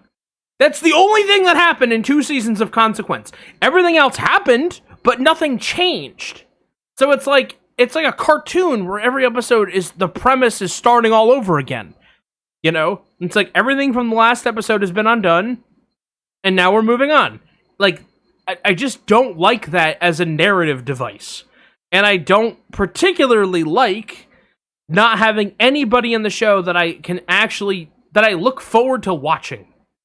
I don't like any of them. I don't want any of them on my TV. The whole time I'm waiting for something to happen, I don't want bad things to happen to people, right? Like Walter White in Breaking Bad. Horrible, right? But you're with him every step of the journey because he's a regular old man. He's Mr. Chips, turns into Scarface. You know what I mean? Like, that's the hook. That's the angle. It's just like, I just don't find anything redeeming about the characters. I don't find them interesting, and I don't find the antics they get up to interesting. Like, Kieran Culkin was about to get shot, and I was like, do it! Maybe someone will have a change of heart! But no, neither of those things happened. Okay. You say that there's no reason to want those characters on screen. They're so fun to watch. They're not horrible. They're horrible, and they're so funny. They're so mean to each other, and they just constantly fail. And they think that they're so competent, but they've been grown, like their entire life has just been the silver spoon in the mouth, and they think that they're incredible. And then they get shut down, and it's just like, yes, fuck them, but they're also so compelling. They are so complicated. They have so much going on. And their relationships and how they view themselves and how their relationship with their father affects how they view themselves and their goals. And it's just constant backstabbing, and it's just so endlessly entertaining. And the performances are incredible. Look, I just don't find that sort of enjoyment from other people's suffering when they're not enjoying the suffering as well to be something that I enjoy. And I don't like that sort of uncomfortable silence that comes along with like cringe humor or backstabby shit. In the same way that I don't like Jerry Springer or Maury Povich. You don't like my man Jerry Springer, the former what was he, the mayor of Cincinnati? Yeah, that's right. Can't believe you're talking shit about my man Jerry Springer. I know nothing about the dude. Well, there you go. Anyway, so that was a detour. There was our supplemental episode on Succession. I hope that you all enjoyed it. It was a long time coming. Here we are, though. Wild West. CJ, how'd you like the movie? I didn't. Come to think of it, I really hate that movie. I regret the time we spent watching it. Wow, you regret time spent with your best friend bonding over a bad movie? Not true. You just said you regret the time you spent watching it. I do regret. What the hell? Yeah, but not the you part, just the watching part. I don't watch you watch it. I watch the movie, and we hang out. Yeah, but it's time spent together, and you said you regret that time. Are you me? No. Then you don't know what I meant. I know what you said. Well... Do you have any other, I guess, any other comments before we really get into the meat of this movie, other than just you didn't like it? Some movies, I guess this is my actual critique of the film. like to offer not like my whole criticism of it, but to offer my top line broadsheet above the fold critique of the film. The comedy in this movie, save for one moment, which I will readily admit to, made me spit water during the movie. Oh, I can't wait to hear what part that is. It did not age at all. Before we started, we were talking about a game that is getting shut down. What's it called? Grapes? Conquered. Conquered. Close, yes. I was close. Word association, man, it's hard. So Conquered is getting shut down in like 10 days, right? Or after 10 days. And I said the comment was that this aged worse than a salad, right? And there are just some movies from the late 90s and the early 2000s where they went all in on a certain kind of humor and it didn't age at all. To the point where it almost makes me cringe at the idea that people then thought it was really funny. And it's almost perplexing, right? That this was a success. I don't know if it was a success. I didn't look. I'm obviously going to let you guys... that's how you know I'm still in STAT mode. I'm going to let you do the synopsis and walk us through the beginning of the movie. But that's my broad... My headline for where the root of my criticism comes from is that nothing about this movie and its humor hit me at all, except for, and I'll admit, one scene. Well, I have some assurances for you, CJ. This movie was not a hit. It was universally panned by critics and audiences. Okay, good. It didn't do great at the box office. You want to guess what the budget for this movie was? $200 million. Close, $170 million for a 1999 movie. That's crazy. That's a crazy number. That's 90% of a Concorde. Yeah, pretty much is. And it only made $222 at the box office. So it lost money. Yeah, lost a lot of money, considering you typically want to like double the budget. You want to double marketing. your budget because whatever your budget is, you typically spend twice. You spend twice but you spend as much as you spend on your budget on marketing. So yeah. So this movie, big flop, like financially, people didn't like it. I think I know what you're referring to in terms of humor, but we'll dig into that in a little bit. I don't think most of the humor lands. I guess getting into my general thoughts, this movie's not good. The plot is cobbled together and comes together way too late. It almost doesn't we've had this conversation on the show before. I know we have, where I don't even take the plot seriously as something to criticize because it so doesn't make any fucking sense. No, it makes sense. It just takes 45 minutes to make sense. Okay, that's a fair point. You're an hour into the movie before we get to a plot. I got some numbers for that. We'll break that down in a little bit. Okay, you got it. But like the characters aren't fun. They aren't entertaining. Salma Hayek, she's just in this movie to look at. Like her role is solely to be an object for the two leads, Will Smith and Kevin Kline, to fight over. The movie doesn't know what genre it's supposed to be. More on that later. It just feels like it's trying to be a bunch of other movies, and it doesn't have an identity of its own. And the only thing memorable about this movie is the end set piece, and it's only memorable because of how ridiculous and pretty dumb it is. It's not memorable in a good way. No. Can I hop onto your Selma Hayek comment? Yeah. Selma Hayek at the time, very lovely woman, very attractive woman. 100% right, she's just there to look at. So much so, if you take her out of the movie, nothing changes. Not at all. Not at all. Sometimes people say that, and it's like they're exaggerating. All of the events in the movie happen the exact same way as they do, whether or not she's there. Actually, there's one moment where she plays a crucial role. Is it the one end? moment? No. It's in the middle. It's she uses a pool ball and it fucks things up. That's the one moment she matters in the plot, is she uses a gadget and it messes things up.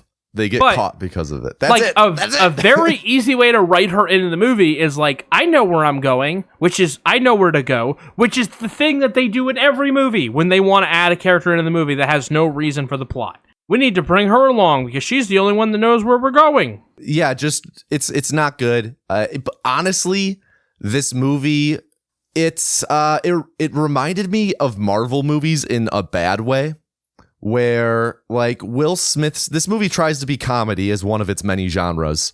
And like one of the characters is Artemis, Kevin Kline. He plays Artemis Gordon, and he's like the eccentric, right? He has a bunch of gadgets. He invents things. He has a bunch of costumes he changes into. And he's supposed to be like, we're supposed to look at him and be like, oh, he's goofy. And then Will Smith's character, he's like, you know, he's kind of Will Smith. He's like, he's smart mouthed. He's kind of a straight shooter. He calls things for as it is. But like his contribution to the comedy of this movie, like Will Smith has a lot of charisma, right? And we see that in a lot of his roles, especially around this time. But like he solely was used in this to like something zany happens and he pretty much looks at the camera, raises an eyebrow, is like, you seeing this? Like this movie cannot take itself earnestly at all. It has to constantly undercut itself with someone, usually Will Smith, being like, that just happened, more or less. He doesn't say that at any point, but it's, you know, in a similar vein where everything kind of has to be pointed at and they have to be like, that's ridiculous. We could never do that earnestly. And it's just, you know, it makes it demeaning to the viewer then. It's almost like mocking you for watching this and possibly getting entertainment out of it. I did want to point something out that maybe people don't know. Wild Wild West was a show. It was a CBS show from the 60s. Then they had the two principal actors, Robert Conrad and Ross Martin, who plays Artemis. Ross Martin plays Artemis, and Robert Conrad plays James T. West. The show, this doesn't resemble anything like the show. Not that it had to, but it kind of makes it more frustrating, right? Because it doesn't even have, I don't know. It's just so, it's like, it had source material. And it was just like, no. We are going to take this property, which no one gives a shit about. Nobody who went and saw this movie then or now went to go see it because they were fans of the CBS serial. It's like, oh yeah, they had material to pull from. It feels like the only thing that they actually pulled from was the names of the characters. Yeah, it's like I just said in my like overhead reviews, like this movie has almost no identity. It wants to be James Bond and a Western and steampunk and a comedy and like a horny movie. And I think this movie came out before Spy Kids, but it kind of wants to be Spy Kids too. And it really fails to have anything of note to say for itself. And it's just, you know, like Armageddon, that movie for what it is, like I said then, I would love to have that on at a bar. It does take itself a bit earnestly and play things like for shoot. Wild Wild West does not do that. I would hate to have this on at a bar. I would ask them to change the channel. I would be very confused if this was on at a bar. Like, I would be like, this is not a bar that I want to be hanging out in. Like, it would say something about the establishment. Also, I'm pretty sure in the show, now that I'm looking at it, Dr. Lovelace was, the Wikipedia article, I'll quote it, it says, a brilliant and petulant and maniacal dwarf played by Michael Dunn, which, shout out to Tony Award nominated actor Michael Dunn. But yeah, just like, why? Yeah. You know? Like, they went in such a weird direction where just like, we're going to make him handicapped in a chair. Like, he could have just been handicapped. We didn't need him to be literally cut in half. You know? Yeah. Another thing I wanted to bring up is this movie feels like a sequel in a lot of ways. Mm-hmm. And I say that because there's a lot of, you know, when a movie has world building, that's fantastic. A lot of times the best stories are told in worlds where you're just kind of thrown into it. And it's like, clearly there's a lot of history here. And this isn't the first thing to ever happen in this universe. And this movie feels like that. There's a lot of established history. But the thing that's bad about this is everything that they talk about, and I'm failing to, it's a note that I made during the movie. So there was enough going on about this for me to write it down, but I don't recall any examples off the top of my head. Almost every time that they recall things, it sounded more interesting than what was going on in this movie. And like a very basic rule of thumb with writing is you don't want to tell or allude to stories that sound more interesting than the one you're writing or reading or watching, because then the viewer's just gonna want to see that. And it's typically the story being told should be like the most interesting moment in your characters' lives. And we hear about like so many other things that it's just like, okay, I want to see that instead. That sounds a lot more entertaining. Yeah. No, I'm totally with you. There's just nothing. We have to get through the synopsis. So, yeah, want me to start on that? Yeah, go ahead, please. All right. So, like I mentioned a little bit ago, I'm going to try and be brief with this. If I'm belaboring a point too much, CJ, feel free to hop in and tell me to move on. Oh, don't worry, I will. The movie takes place in 1869. You're belaboring the point. Fuck. Takes place in 1869. It's 4 years after the Civil War. Our two main characters are Will Smith. He plays Jim West. He's an army captain. And then Kevin Kline, who's Artemis Gordon. He's a U.S. Marshal. And like I said earlier, Kevin Kline is like the eccentric gadgeteer, master of disguise. Will Smith is the like straight shooting, smart-mouthed one. So movie opens with a brief scene of a guy who we later find to be a scientist. He's running through the wilderness and there's a big metal contraption on his neck. It's kind of like something out of Saw. He's, funny enough, being chased around by a flying saw blade, and it ends up cutting off his head. And the body is then found, or I guess by the guy who was tracking him down, Bloodbath McGrath, who's played by the the police chief in Monk, the guy with that deep voice. Ted Levine? Sure. If that's his name, sure. So we then get an opening title sequence that really wants to be kind of James Bondy. And we then go to the first actual scene of the movie where Will Smith is chilling in a water tower hot tub in West Virginia. Some guys, he's macking on this chick. Some guys show up and load up on explosives and knock over the water tower in the process. It leads to a chase where Will Smith, he's like, oh, I'm working now. And we see Will Smith's bare balls for half a second. He gets into a whole chariot or whatever you want to, stagecoach chase, chasing down these guys with explosives. While that's going on, Kevin Kline is at a nearby inn, saloon, brothel, whatever you want to call it. He is undercover as a woman, and he's trying to seduce Bloodbath McGrath. Salma Hayek is also there, trying to kind of seduce Bloodbath McGrath, but she has no point in this scene other than to just be there, and then we don't see her again for a while. We don't see how she gets out of this scene, anything like that. Kevin Kline, he ends up singing a song to woo Bloodbath, and at the same time, Will Smith ends up outside the saloon with the cart full of explosives, having dealt with that issue, and he sees that Bloodbath McGrath is inside. We learn this later. He wants revenge on Bloodbath because Will Smith's parents were killed by Bloodbath at a massacre in a place called New Liberty. It's kind of important. We'll get back to it later. But Will Smith ends up, like, he's looking to beat up Bloodbath, and he interrupts Kevin Kline seducing Bloodbath. And then chaos ensues. From outside, we see Kenneth Branagh as Dr. Arliss Lovelace. I'm just going to call him Kenneth Branagh.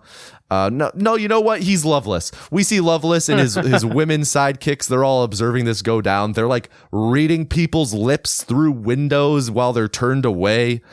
And they send the carriage down, the stagecoach down off a cliff into the brothel. There's zero continuity to with this scene, how things are laid out. It's a big common thread throughout this movie. There's no continuity. There's so little thought and effort put into everything. But the carriage, the stagecoach crashes into the brothel, and there's a big explosion which ends the fight. We do not see how this resolves. More on that later. I want to bring that back up. Pretty much, explosion happens, fades to black, and now we're in D.C., and Will Smith and Kevin Kline are there to meet President Ulysses S. Grant, who is also played by Kevin Kline. You'd think doing this would be for just a one-off scene, but no, Ulysses S. Grant is actually in this movie a lot. And more or less, there are scientists around the country who are disappearing, and Bloodbath McGrath is believed to be involved and behind it. So they're told to go find them scientists. On the way out of DC, they do like a horse race, except Kevin Kline is on a rocket-powered bike. That'll come back later. This movie has like a billion Chekhov's guns, and there's so many that they just begin losing all meaning, and since they're all devoid of substance. But they leave DC, and they're on a short 2-car train, which is practically a main character of its own that can pretty much magically travel anywhere in the country, it seems. I don't know. Like, I'm sure realistically you could get around to most places in the country by way of train. Like the Industrial Revolution was happening. There's train tracks everywhere. But it seems like they can just drive this train straight from West Virginia to DC to like Louisiana to Utah. Like, no issues at all. It's just very, very convenient. But anyway, this train car, which I don't remember what it's even called, it has a name. It's kitted out with a bunch of inventions. Like, Will Smith gets strapped to a pool table at the press of a button and is flipped underneath. And like Kevin Kline is knitting a bulletproof vest, which is literally just chainmail. There's, again, lots of little Chekhov's guns that pay off later that, again, just devoid of substance. They have the head of that scientist from the first scene in the movie, and they're able to view the last image he saw since it's burnt into his corneas. And they see Bloodbath McGrath, and conveniently, while he was chasing this dude in the bayou, he has a visible invite to a party at a plantation. So they're able to read this invite sticking out of his coat pocket.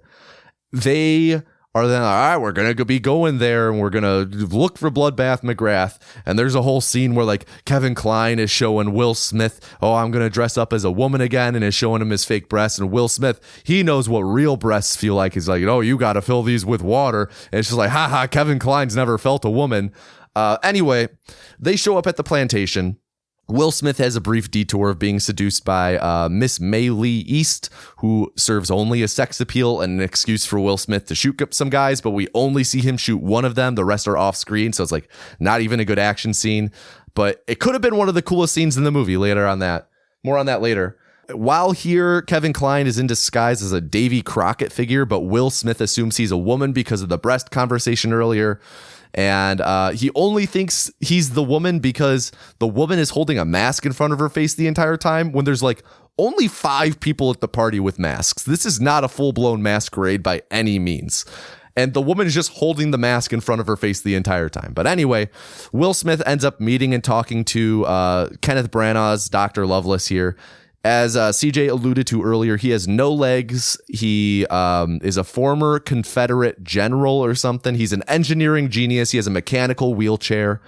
And Lovelace is there to talk with Bloodbath McGrath about a weapons meeting later. Will Smith and Lovelace have like a very charged conversation where Will Smith is like speaking almost strictly in ableist entendre and Lovelace is speaking strictly in like racist entendre. But the tone is comedy. It's supposed to be like, we're supposed to be laughing at this, and it's a pretty uncomfortable scene. Will Smith ultimately bumps into Kevin Kline and that woman again. He insults the woman, saying that he thinks that she is Kevin Kline. And then Kevin Kline's like, hey guys, let's hang Will Smith, and provides a dummy stretchy rope. While that distraction of Will Smith almost getting lynched is going on, Kevin Kline uses this time to search around and find Salma Hayek in a cage in a bedroom. She plays Rita Escobar, but Salma Hayek. We have zero clue how she got there, how she got captured, how she got there from West Virginia. Zero idea.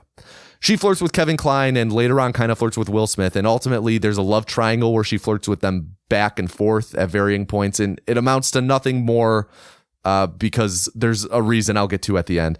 She is with them because one of the kidnapped scientists is her dad, and she wants to help rescue him. She provides nothing else to the team. Will Smith attempts to talk his way out of being hanged and is rescued by Kevin Kline and Salma Hayek, and they leave. That night, we then see the weapons deal between McGrath and Lovelace. There's like a submarine tank with guns all around it, and Lovelace ends up killing all of Bloodbath McGrath's men and then also shoots Bloodbath McGrath. Will Smith, Kevin Kline, and Salma Hayek find the aftermath and a dying Bloodbath, and he tells them that Lovelace did this, and he was the one who was actually behind the massacre at New Liberty, not Bloodbath McGrath. So now Will Smith's like, oh, I gotta get revenge on Lovelace now. Now, I've been talking for a while. That was 4 scenes, and the movie is halfway over. We are 4 scenes into the movie. the pacing is just that bad. So the trio gets back on their train and they're pursuing Loveless. There's like a nighttime scene almost exclusively for setting up various gadgets and more love triangle stuff, and to also show off Salma Hayek's bare ass, which, side note, there's a lot of ass in this movie. The next day, they're still on the train pursuing Loveless. Loveless somehow found out because he is at the end of a tunnel with hydraulic lifts on his train to lift it straight up, so they drive under it. Side note, perfect braking on the train to stop just at the end of a hole in a mountain. They timed that braking perfectly, but they go underneath that train and then it lowers behind them, and then Loveless is chasing them, and it leads to an action scene where there's fighting between the trains and dispatching one of Loveless's men, and there's some gadget use that have been set up already, but ultimately though, Salma Hayek uses a pool ball that sprays sleep gas and it knocks out all three of them. And the way this plays out, there is no person on the planet this stupid to have used this pool ball. Salma Hayek is literally a plot device in this moment. She just makes decisions that make zero sense, and it's really disappointing. Anyway, Kevin Kline and Will Smith wake up later with the same metal devices from the opening scene around their neck. And they're next to a cornfield. There's a wire boundary around them at their feet, and they're told if they step out of it, they'll die. And Will Smith steps out of it because he takes nothing seriously, and it activates saw blades to fly at them from the opening scene, and they run. And it's a crazy scene where these saw blades are whipping around in the air, and they blindly jump into a canyon, not knowing what's at the bottom, causes the saw blades to collide and blow up. And then the two of them fall down into this canyon, probably hundreds of feet down into mud below. There's a few scenes of them just wandering the desert, getting the things off their necks, nothing too important. They end up finding Loveless's private railroad, and they follow it to find their train that Loveless had stolen, and they use it to clean up and then head to Spider Canyon, where we immediately see Loveless's greatest creation, a giant steampunk mechanical spider with hydraulic legs and nitroglycerin cannons. And pretty much Loveless is planning to kidnap President Grant at a golden spike ceremony in Utah. That's where they're completing a railroad and they have a person of import hammer a golden spike in commemoratively as the last spike in the railroad. So it's one of those ceremonies, and Loveless is going to kidnap the president. At the ceremony, he ends up kidnapping both Grant and Kevin Kline's character, since Kevin Kline showed up pretending to be Grant so the real Grant could escape. And it's a great plan that totally worked, since he didn't think that Loveless just wouldn't take both of them to make sure he had the real one. Will Smith attempts to stop this, but ends up getting shot in the heart in the process and falls off the spider and dies. But it's revealed less than 90 seconds later he's wearing the chainmail from earlier, and because we can't sit on the beat of our main character dying for too long. But Loveless then reveals he has this meeting where he pretty much then reveals his plan. He is going to dissolve the United States and divide it up for other countries, including himself. He is going to have the Pacific Northwest and Yellowstone, and then everything else gets chopped up between Great Britain, France, Spain. I'm going to talk about that later. But his speech is interrupted by a belly dancer, and there's music coming from nowhere. But the belly dancer's not speaking. She's just humming and making noises, and Loveless immediately is into it and doesn't ask any questions guys, who got me a stripper? He just goes with it, and he's growling and barking at her. And the belly dancer sneaks a gun to Kevin Kline. It turns out the dancer's Will Smith. CJ was totally blindsided by this, by the way. Did not expect it to be Will Smith at all. And Will Smith is dancing, and all of a sudden his nipple tassels start spinning and flames spray out of them. Their cover's blown. Loveless orders them to kill everyone. Loveless ends up escaping with the president to the giant spider mech. Will Smith and Kevin Kline cause an explosion, and then they just go outside and watch the spider walk away. Oh, we got to stop him. But while they're standing there talking, Loveless's soldiers are literally walking and running past them to exit the building, but no one is stopping them or anything, even though Loveless was guys, kill them. All of a sudden, they do not care. Will Smith brings up a flying machine Kevin Kline had mentioned earlier, which brings back the rocket bike from earlier. And it's the most unconvincing visual in the movie. They're flying at 2 miles an hour. They invent it within minutes, by the way. And they fly to the Spider where they battle Loveless and his men and women. And there's honestly not much to recap here other than the confrontation ends with Will Smith and Loveless dangling off the Spider. And they both go to fall, but Will Smith grabs onto a chain and survives while Loveless dies. And then the movie ends with President Grant dubbing them the first agents of the Secret Service. And then Salma Hayek reveals she's actually not into either of them. She was using them the entire time because that kidnapped scientist who she said was her dad wasn't her dad, CJ. It was actually her husband. And that's the end of the movie. CJ, how did I do? Yeah. It was more interesting than the actual movie. Probably because it was only like 15, 20 minutes instead of an hour 40 of that. All right. So right off the bat, I want to talk about the humor and how it didn't age. Yeah. A lot of people have come up and told me over the years that they love Ace Ventura. Oh, I know where you're going with this. They said Ace Ventura is one of the funniest movies they ever saw.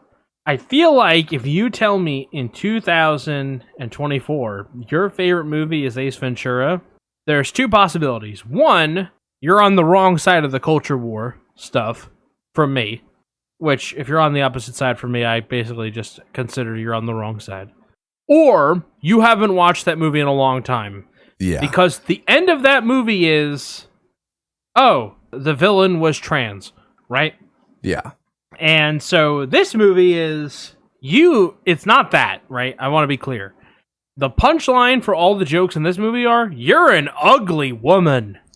Well, not all the jokes. It's just all the jokes in the first and the third scene, which is like a quarter of the movie. It's that, and then the jokes at the fucking end of the movie when he's in drag.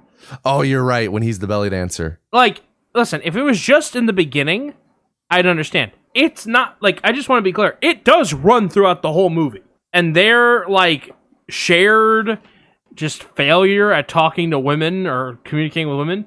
The one scene that did make me laugh, it made me spit my water out during the scene because I didn't expect it, was when he starts playing that woman's boobs like drums.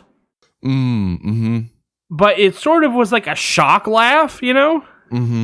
Because I was like, oh my God. I did not imagine. So out of pocket. Yeah, I didn't expect that to happen, right? So I was like, wow. That's funny in a shocking way. It's like when your like mind has an intrusive thought and you like are like thinking something's gonna happen and then it actually happens in real life before you.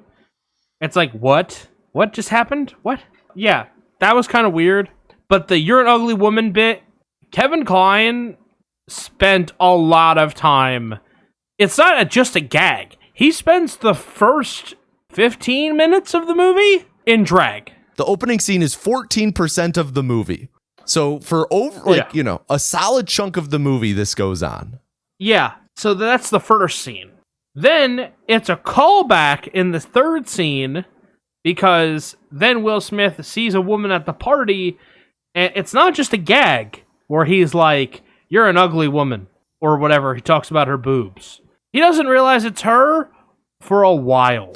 Yeah, he sees her and then walks away. Like he sees her, makes comments to her, walks away. Kevin Kline's like, huh, he thought I was you. And then Will Smith does stuff and comes back and he's like, man, you really nailed the breasts, but man, you're still ugly. And I think leaves again and then comes back and then does the boob drum bit. So this is where I'm saying, okay? Because I want to be very clear. There are people in this world that think, oh, you can't make jokes about anything anymore. One joke about Kevin Kline being an ugly woman would just be a bad joke, right? It might even be funny, right? There are ways that it could be funny if it was one joke.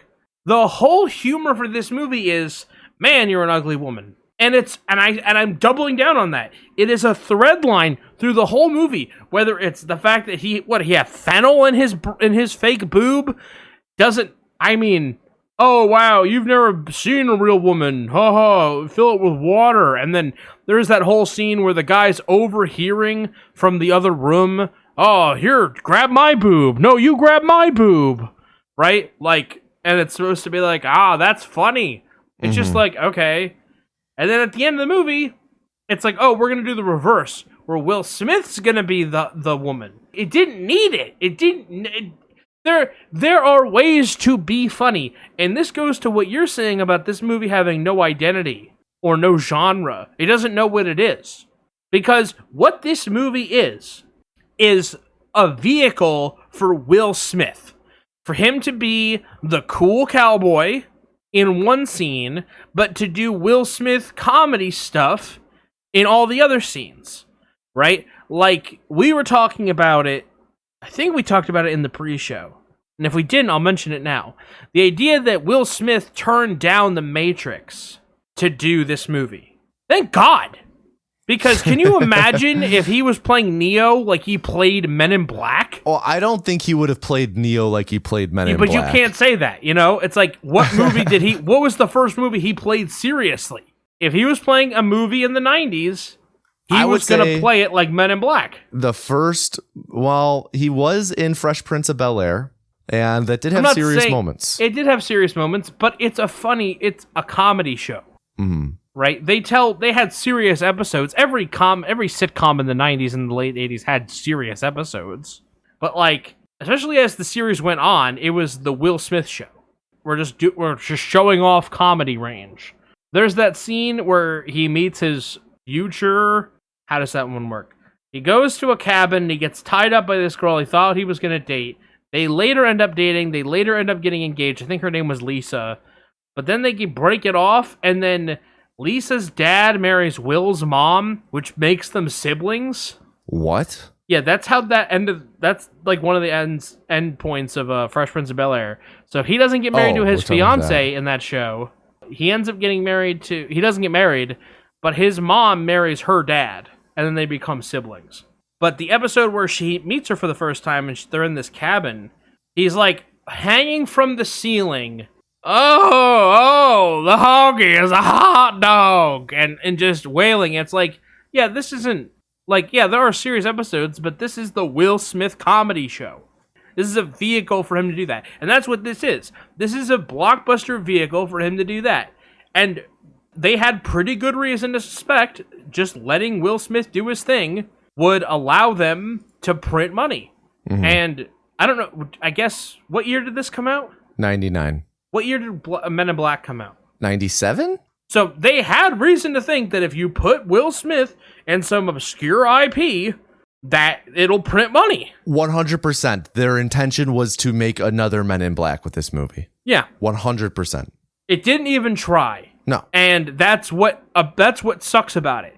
Because you feel like you're watching a movie where we're not even trying to be funny. No. And again, I don't go as far as some people say, oh, anything can be funny. You can joke about anything. But I do think everything has an opportunity to be funny in the right moment for the right people. And one joke about Kevin Kline making an ugly woman would have been fine.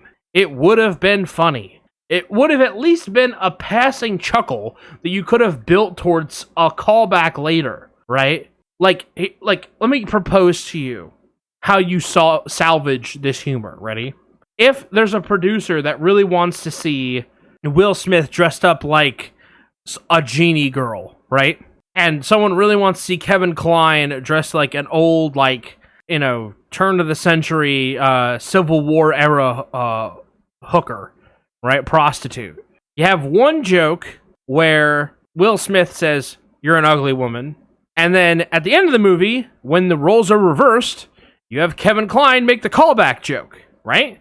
And suddenly, you have a linked pair of a bit, which is a callback to the beginning of the movie. It gets whatever fetish that producer that has written all over it, gets their fucking shit in the movie, which we obviously know that there was some studio intervention in this movie to its detriment. But it's just like, you can have this stupid joke if you want it, just make it funny. They forgot to make it funny. And not only is it not funny, it's boring if it's not funny. Did you ever see the first Star Trek movie? No, I've never seen any Star Trek. Oh, this is right. The motion picture has a bunch of problems. The people that made the motion picture, it felt like they had never watched an episode of Star Trek the show. they didn't get the spirit of the show. They made everything really weird and chrome. They totally grayed out, washed out the whole scenery, all the in favor of these really monochromatic, chromatic, computer-generated graphics at the expense of not only the culture and the identity of what the show is, but also what the actual plot of the show is. Because the movie it is literally like this. And spoiler if you've never seen Star Trek the motion picture, but it's really awful and you shouldn't watch it. This is not me exaggerating. There is a 30-minute segment where the ship is in space and it's floating towards an object. And they're wondering if they should go towards the object or not. Then they get pulled in by a tractor beam and they realize they can't. So they slowly get pulled in by the tractor beam while discussing how they can't leave, and if they even if they could, would they, and alternate scenarios. Then they get there, and then they wonder if they should go into the thing that pulled them there. That's 30 minutes of the movie. Nothing else of interest happens. That's not an exaggeration. That's not a joke. That movie did nothing, and it completely abandoned the identity of the show.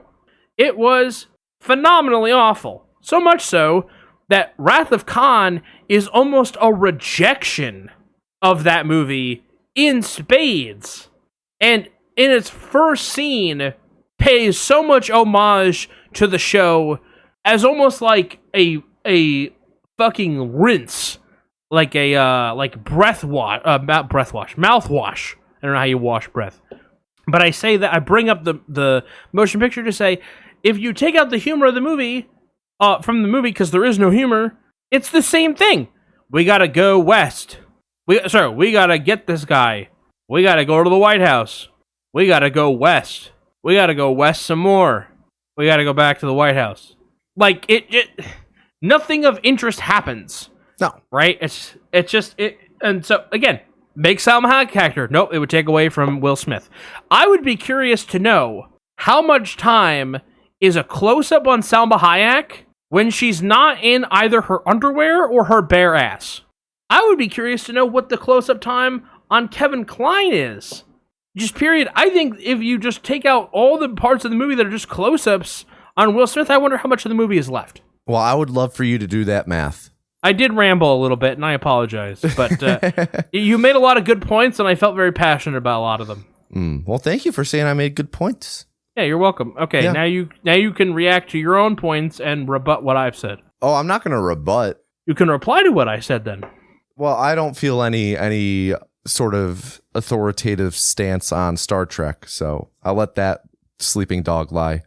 At one point, you mentioned the train conductor, kind of getting early on what you were talking about, the scene where Kevin Kline is like wearing the fake breasts and Will Smith is feeling them, and because he put like fennel in there or whatever, pellets.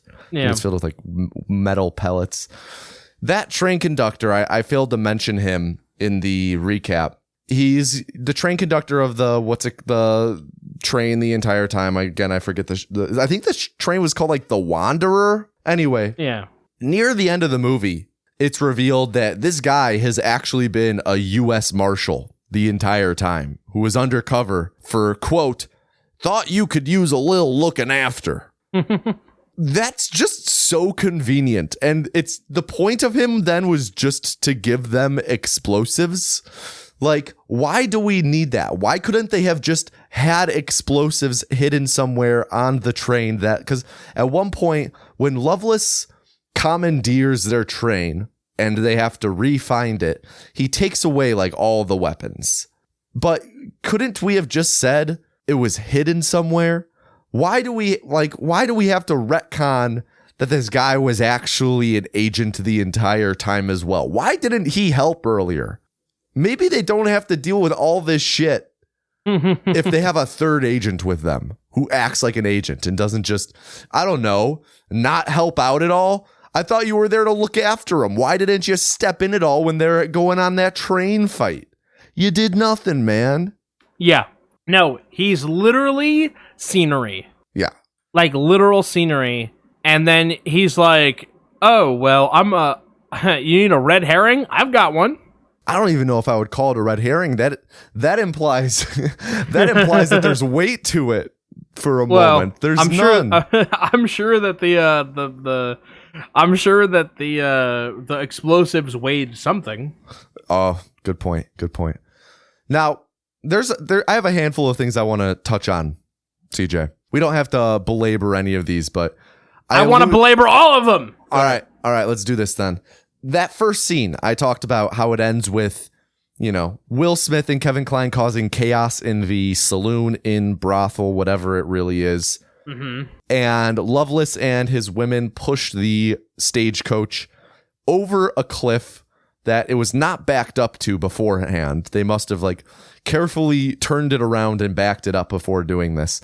And it rolls down this cliff. Kevin Kline and Will Smith are the only two people left in the saloon at this point. And they're on the second story of 3 or 4.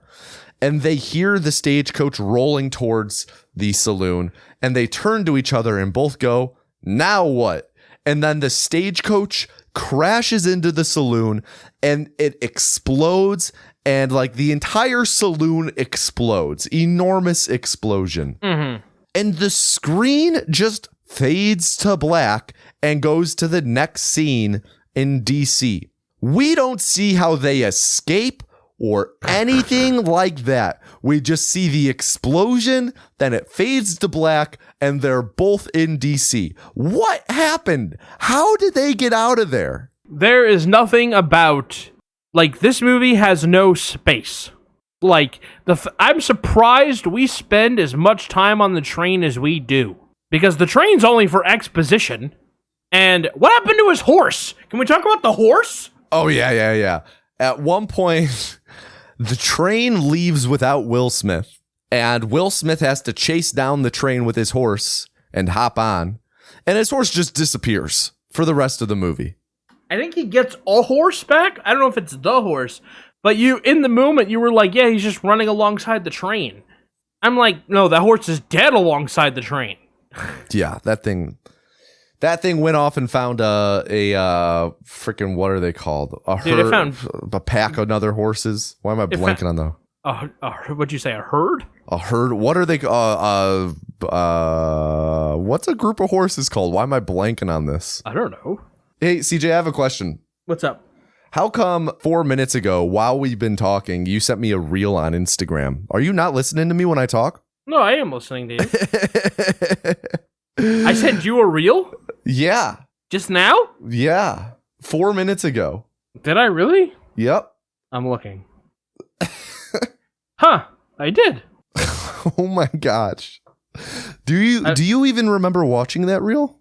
I think I sent this when we were talking about the Heathers episode, and I just connected to Wi-Fi. Oh, okay. That makes more sense. I was going to say. I was I did? Just now? I was I don't remember doing that. Gotcha. Well, anyway, all right. I got a handful of other things to hit on with this movie. So before they go to the plantation party, the two of them, there's the last scene we see with them beforehand is that one with the fake breasts.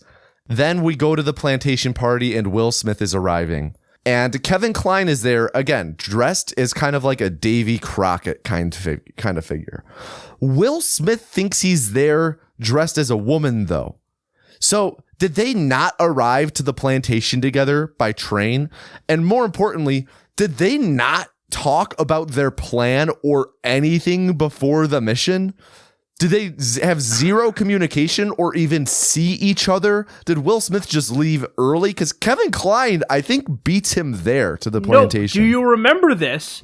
There's a scene when they're on the train where he tries to get Will Smith to dress up as a woman.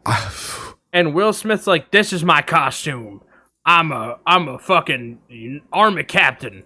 And he's you're going to stick out like a sore thumb at a plantation party as a black army captain. And he's I don't care. I'm going to shoot him.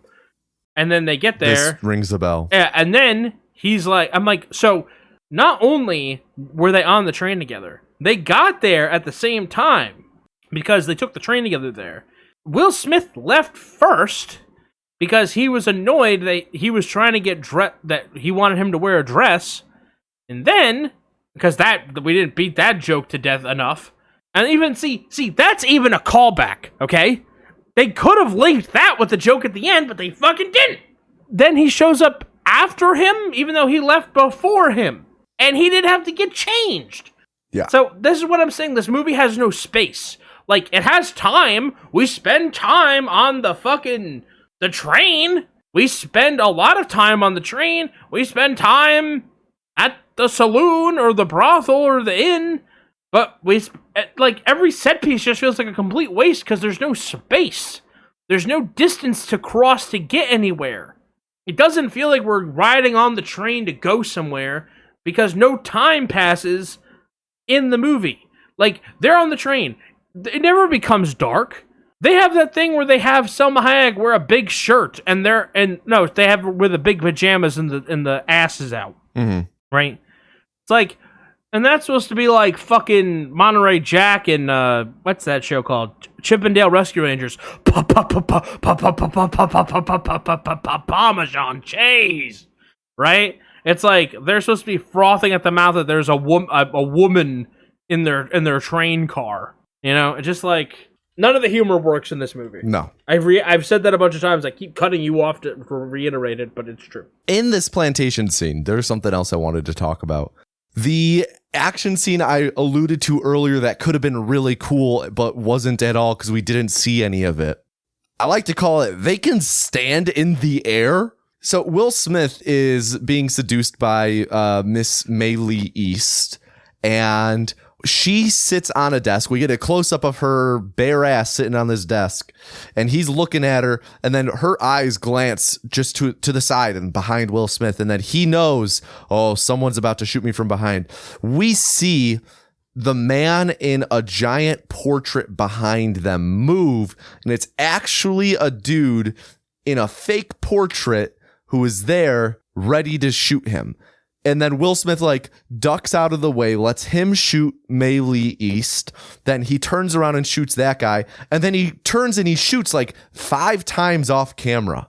And then there's a cut and he walks out of the room, and we see there's 4 guys laying on the ground who there's now empty silhouettes in the paintings that they were in. There is zero depth to these paintings. These dudes must have been standing on a millimeter deep ledge. It's amazing. But second, again, we don't see any of it. There's next to zero visuals in this scene. It's just Will Smith and we see him shoot. It's just such a wasted opportunity. There is nothing about this that does any of the Western things. This could have been a moment where we see him use his gun. But instead, we farmed it out to, I can pull the trigger 6 times really fast. Off screen. Yeah, no, that was not good. No. I forgot about that character. Because she serves just to be, again, I don't like this term, but it is what she is in this movie. She is just eye candy and then an excuse for Will Smith to shoot 4 people, and then she's never brought up again. Yeah, no, well, she's dead. Yeah, well, yeah, but they're not even Loveless doesn't even bring her up. She just served zero purpose other than sex appeal. Zero. Yeah. It's not even Will Smith learns something during this scene that's important. It's not. It's just a little detour for no reason. Speaking of detours, and things going around, we got to talk about these perpetual motion saw blades, CJ. Okay, go ahead. When they wake up after Salma Hayek uses the sleep gas pool ball, and they have the giant things on their neck, those giant things on their neck are magnets, okay? First off, later on when they discover Loveless's private railroad line, it's because one of those got pulled to the railroad line because of how strong the magnet is. They are standing and sitting right next to a railroad track when they wake up. They should have been yanked to it immediately. You know what the best part of that is? They run away, right? And then they end up I don't know. They couldn't have ended up more than a mile away from where they were. That's where they find the secret railroad. They couldn't have. He leaves on the railroad. Well, remember, they fall down the canyon. I understand, but he left on the train. Yeah. It's like they found train tracks very, very close to where they were. Yeah, it makes zero sense. While they're running around away from these flying saw blades, these saw blades are constantly like spinning. There is no such thing as friction or air resistance with them. They are flying around and turning, and it's like two drones flying at these guys. And they say, well, yeah, they're attracted to the magnets on our necks. That's how they're doing. They are self-piloting saw blades. And then the best part is, well, first off, the magnets, this is not how magnets even work. Just saying. But yeah, but who really knows how magnets work? Oh my God, don't even get me started. When they jump and collide over the canyon and fall down, the saw blades crash into each other and they explode into a fireball. Like, if you went on YouTube, they did, yeah. If you went on YouTube and typed in like green screen explosion, and trust me, I've done this many times because I've used a lot of green screen explosions in my videos, you would find pretty much this exact this exact effect. It is just an explosion. Like, what about two flying hunks of just pure metal causes this explosion, CJ? Yeah, nothing. Unless they hit a fucking gas truck that was already on fire in the middle of the desert. Nothing about this should have exploded. And this is actually the first scene in the movie. The movie is like a cold open. Oh, of the first guy with the saw blade? Yeah, and you're like, what the fuck is this movie? The guy's head got cut off. It's just like, what? Like, he's running around with this big slave collar on. It's like I was thinking slave collar like in like Fallout. Yeah, it does look a lot like one of those. It's almost like if it's one of those if you had two dinner plates, one facing up on top and one facing down on bottom. Yeah, and it's like, oh no, instead of having something that stabs you or something that blows up or something like that, no, it's magnetic saw blades that. How are they floating off the ground? The magnets, CJ. We don't know how they work. Well, they need to repel. Again, there's no such thing as friction or air resistance or gravity with these saw blades. No such thing. At best, the saw blade would follow you around slowly on the ground. No, the magnets are that strong. They're just that strong. At that point, I feel like the iron in your blood would rip out. You're just gonna magneto them. Well, I feel like it, yeah. Yeah. Well, I mean, like I said earlier, they would have gotten their necks yanked immediately towards the railroad track that they were by. Yeah. It's just ridiculous. None of it holds up under the slightest bit of scrutiny. They find an iron deposit and they're suddenly dead. Yeah. I could show this movie to my 5-year-old niece. And with her knowledge of how magnets work with like the fridge, she would be like, this doesn't make any sense. Challenge. Let's get her on the show. Oh man. Okay, another thing I want to talk about. I don't think you should let your niece watch this movie, by the way. That's not a good idea. No. Another thing I wanted to talk about is it's kind of two things near the end. It's first the belly dancer scene. Will Smith shows up and again, Loveless is immediately into it. He's like, "Arr, arr, arr," like growling and barking at her. Will Smith then just walks over to Kevin Kline and the other prisoners and is dancing in front of them and like sneaks him a key and like a gun at that point. And Loveless just lets this happen. Like the prisoners like dancing too. Okay, let's just let this belly dancer, who we have no clue who she is or where she came from, get so up close and personal with the prisoners and allow him to sneak him. Like, shouldn't that be an immediate red flag? Well, what does she interrupt? What does Will Smith interrupt? They're about to execute the fucking president. And there's two people dressed as Ulysses S. Grant. They're about to execute both of them. And it's like, oh yeah, no, I'm just going to get my rocks off here to Will Smith as a sexy belly dancer. It's like, I'm out. Are you that easily distracted? How have you built anything? One other thing I wanted to bring up real quick though is this just is a great example of how it's almost insulting, this movie. The movie is insulting in that there's an action scene near the end of the movie where Will Smith is in hand-to-hand combat with this dude whose body has been modified. He's pretty much like Jaws from James Bond. Like this dude's like all metal though. He's like Wolverine. It's like he's fighting Wolverine. Anywhere Will Smith punches him or anything, it's just metal. It's a clang. And Will Smith is trying to fight him, and the guy gets Will Smith backed up to the ledge of the spider. And Will Smith hands the dude a wrench. Like, here, just hit me with it.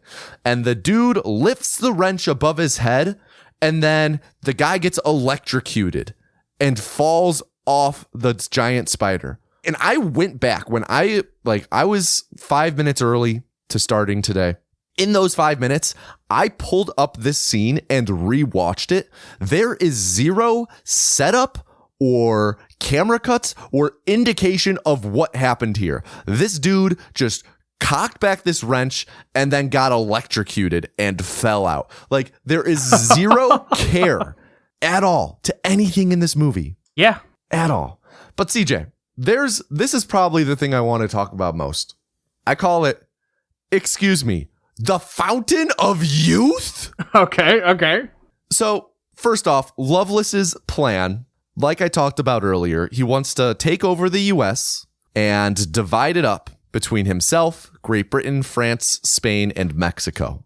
And everyone gets different parts. First off, why doesn't he just keep it all for himself? It's not like he says, I'm going to give them these portions because they're going to help me in taking over the country. He does not say that. No.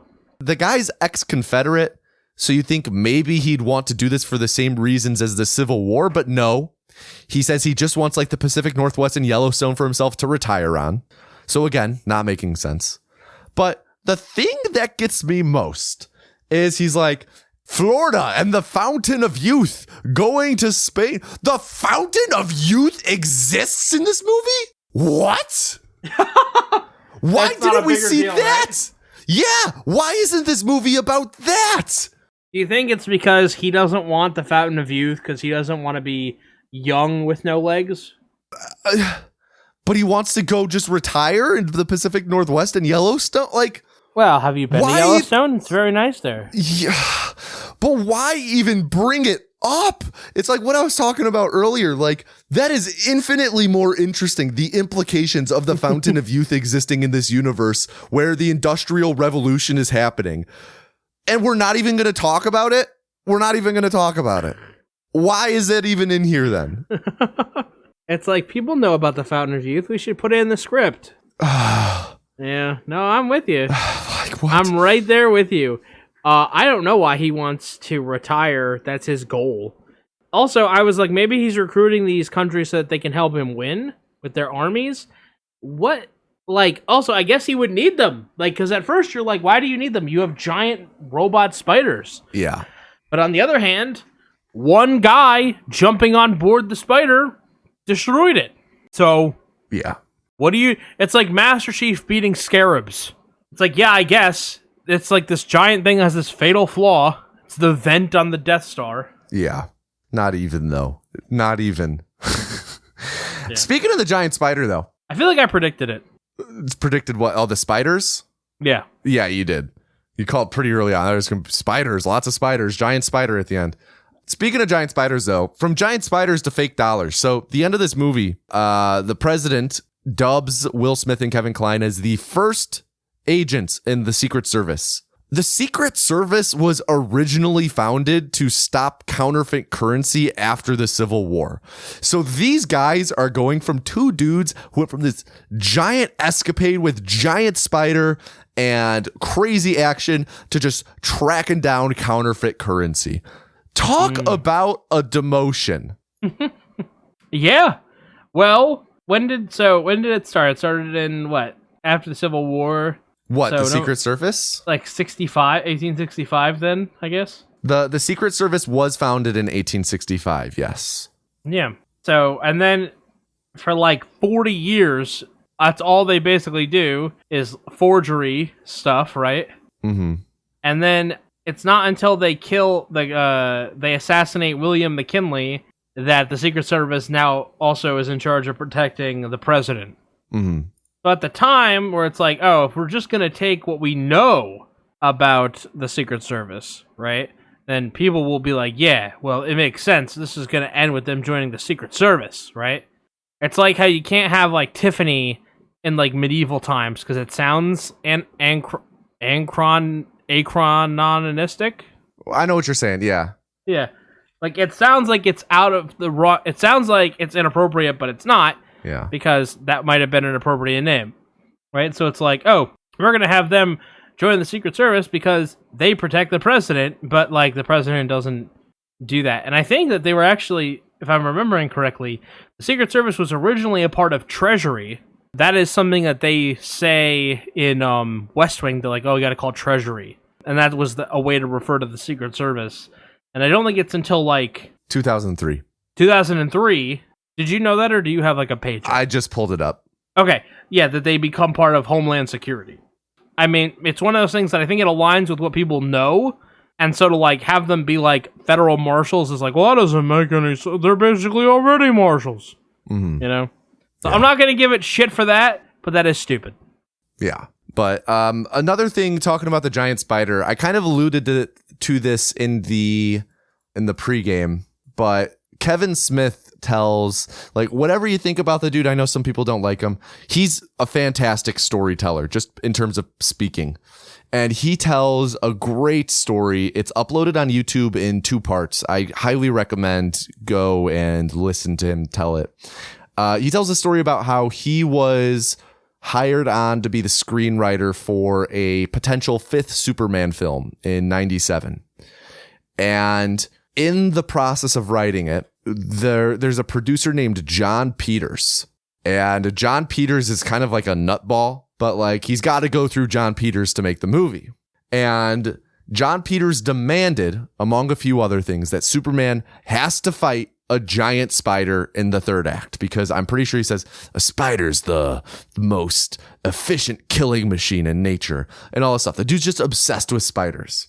Well, after I think it was then Tim Burton came on board and the Nick Cage movie started being in production. Will Smith's script was scrapped, never produced. But a year later, Wild Wild West. Hey, CJ, you want to guess who's a producer on this movie? It's John Peters. John Peters came on board as a producer, and he made sure that a giant mechanical spider was included in the final act. Gotta love that. Gotta love that. I think that there was... Because I know that the actor who originally played James T. West was upset with the movie.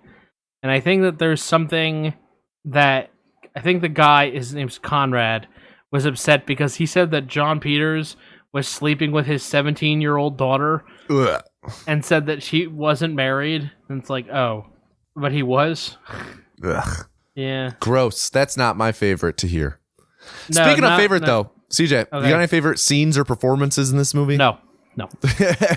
You? I'm going to say favorite scene. I like Salma Hayek's butt. How about that? Jeez. Okay. Play into the objectification of women, CJ. She is very attractive.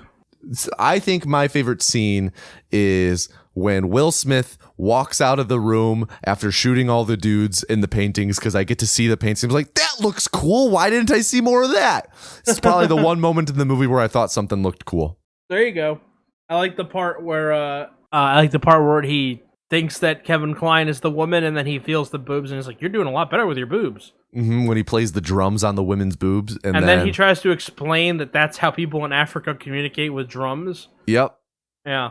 Yep. Not a great scene, but at least him like playing the drums on her at least in the moment made me giggle. There you go. You have a favorite moment. Yeah. Speaking of favorites, do you have a favorite outfit of Artemis's of Kevin Kline in this movie? I'm gonna go with the dress in the beginning. Okay. I liked his little chef hat, and then he went like it was back to back of him being in like a little chef uniform, and then him being in like an Ebenezer Scrooge nighttime gown. I like the back to back of that. Can I change my answer to be Ulysses S. Grant? Oh, you know what? I think him as Ulysses S. Grant is my favorite performance in this movie. Him as Grant is funny, but then him pretending to be Grant together is also funny. When there's two Grants back to back. It's so unnecessarily... They made it so hard on themselves. Why didn't they just get another actor who looked kind of like them? Like, I don't... Anyway, I got a couple questions for you, CJ. First off is, how is this movie as a Western? I mean, it has West in the title, but how is it as a Western? It's not. That's... Simple as that? Really, it doesn't even do anything a Western does. Mm-mm. You know, it doesn't even have the West, like, an element of Westerns often enough is the idea that, like, the land is an adversary, like it's just untamed land, it's just hard. They face no hardships. No. Like I said earlier, their train can go fucking anywhere in the country. Yeah. Like, their train can go anywhere they want, like a fucking hovercraft. They're in Doc Brown's car and Back to the Future 2. They're in the DeLorean. So, doesn't make any sense. Yeah. If this movie had a sense of space, then I think it could feel Western-y, but it doesn't. It just is literally an old-timey movie with guns that don't get fired hardly ever. Mm-hmm. No, like almost never. No, yeah, there's this whole armory on the train that gets raided. Mm-hmm. It's just like, oh yeah, no, you just don't want to shoot the gun ever, okay? Nope. Another question regarding Westerns, and I mentioned this idea in the pregame. Should Will Smith have done more Westerns? No, he shouldn't have. He shouldn't have done this one. Simple as that. I like it. Well, technically, he hasn't done a Western before. This was not a Western. Fair enough. Wait, are you trying to say I, Robot is not a Western? Oh, yeah, iRobot's more of a Western than this fucking thing. You're trying to say Anchorman 2, The Legend Continues is not a Western? Are you trying to say that 7 Pounds is not a Western? Oh, you know what? That is a Western. Uh-huh. Most important question, though, CJ. Could you have done a Wild Wild West? Who am I? You are CJ. I'm saying, like in Die Hard, I have to do the Bruce Willis Here part. you go. You are called to the White House, and the president says, you've got to stop Bloodbath McGrath, whatever he's doing. And this whole conspiracy is going on with Loveless and Grant. You got to uncover it and stop it. Could you have done this? Yes. Really? Now, I'm going to walk you through it. Okay. I just got to get to the saloon, and then I find out that nobody's there and nothing of consequence happens at the saloon. If I'm doing it by myself, I don't meet Kevin Kline. I go to the plantation party on the train. How do you find the plantation party? I go with Salma Hayek. Okay. I thought you didn't meet anyone. I met her. Okay. And what value would you hold to her to make her tell you about the plantation party and bring you with? I have a gun. Oh, I'm sure that'll be convincing. Nobody in this movie uses a gun, so that'll be helpful. Okay. And then we get on the train, and then she's using me because she wants me to help her find her father. So she's using me, and I'm using her. And then we go to the plantation party, and then Bloodbath McGrath gets killed by Arliss, so I just got to show up at the party and not die. So that's easy. Mm-hmm. I wouldn't recommend we hang me, so that's not going to come up. Mm-hmm. Right? Mm-hmm. Arliss kills Bloodbath McGrath. Then, let's say that I get betrayed by Salma Hayek, right? Then I get the Fallout 3 collar on, and I probably don't leave the circle until I find something to take it off. But even if I did, I would not run in a straight line. Yeah, well, it doesn't matter if you run in a straight line, because remember, these saw blades turn and curve. Yeah, that's true. You say, yeah, I would take it off. Okay, but how, CJ? Come on, you can't just say, well, yeah, I would take it off. You don't think the guy Kevin Kline was like, give me 5 minutes and we'll figure it out. I would have 5 minutes. Boom. I would bash it with a rock. I don't know. And how do you stop the giant spider at the end of the movie? I hop on it like I'm John Halo. Da da da da da da da da. CJ, I would just like to bring up, just so you know, you have said a variation of yes, I could have done that to every movie that we have watched on here. No, I said I couldn't. I didn't think I could get to the end of all the movies. So you said, yes, you could have done Muppet Christmas Carol. Yes, you could have done Jurassic Park if you were Laura Dern. You could have done probably half of Die Hard. So that's a yes with an asterisk. Yes, you could have done Chicken Run. Yep. You said, yes, you could have done Tombstone up to an extent. Yeah. Armageddon, you're like, yes, I could have gotten up into space. And then Renaissance Man, Heather's Mean Girls. No, hang on. I said I could have gotten to space. Yeah. That's another caveat. I feel like we're not. What I'm trying to say is, you have not said no. I couldn't have done that to any of them. All of them. I have. I don't think so. I couldn't blow up the asteroid. I said that. Yeah, but you saying I could have gotten up to this. I don't know. To me, that I could have gotten implies, to space. I don't know about that. They sent those assholes to space. They're not going to send me. CJ, I just love your confidence. Is what I'm trying to say. Well, I don't. Well, listen. Thank you. If you don't believe in yourself. You know what? Wise words. Yeah. Well, now that we got that question out of the way. No, I would throw him like Mama from the train. I would throw that guy off the fucking spider. I don't know why that was supposed to be suspenseful. Well, keep in mind, he has the giant robot legs. That's nice. I would throw him off the train. Okay. I'd pick him up. Okay, CJ. Okay. I got one more. I got a more important question though for you. Okay. Is the film okie dokie? Not a snowball's chance in hell is this film okie dokie. I'm with you. If you're listening to this and you think I should go watch it because it's bad, it's not that kind of bad. No. It's just bad. Yeah, it's just bad. If it were a little worse, it'd be like Armageddon. I would say where you could like watch it. Armageddon is fun bad while you're having drinks. This is fun bad if you're drunk. No, this is fun bad if everybody's drunk. Yeah, you got to be in a crowd where everyone is drunk. This is like you broke up with a long-term relationship, so all of your friends are getting sloppy drunk with you, and it's a drinking holiday. Yeah, and it's on in the background. You're not paying attention. Yeah, like you guys are playing Cards Against Humanity in the foreground, and this is going on in the why would I background. do that? That game is so 2011. I'm sorry. Speaking of 2011, do you have any recommendations? I do, except it has nothing to do with 2011. Okay, go ahead. So I've got two recs. They're both movies that just came out this year. They are both indie films, so they might be a bit. One of them is already out on streaming. It's CJ. I've watched a lot of movies since we recorded our last episode. I've watched a lot of movies. And I've got two new ones that came out recently that I really enjoyed that I'd like to rec. The first one I want to rec is a movie called Strange Darling. Okay. This is a movie, the marketing and everything makes it seem like it's a bit of a horror, but it's really more of a thriller. I wouldn't say there's really any parts that are scary about this movie. It's really a thriller. And I don't want to spoil the premise too much. I think that this movie truly is great going in blind. If you want to see a great thriller, go in as blind as possible. But if I had to say just the general gist of what it's about, it's a one-night stand between a man and a woman that leads to a serial killer going on a rampage. And that's about all I'll say. It's great though. It's very fun. It's just a really solid thriller, so I wanted to recommend that. Jade and I went and saw it in theaters a few weeks ago. So very fun. The other movie I wanted to recommend is called Oddity. And Oddity, this is my big rec. Jade and I actually just watched it this past weekend, but it was my second time watching it because I went and saw it when it was in theaters, and I loved it.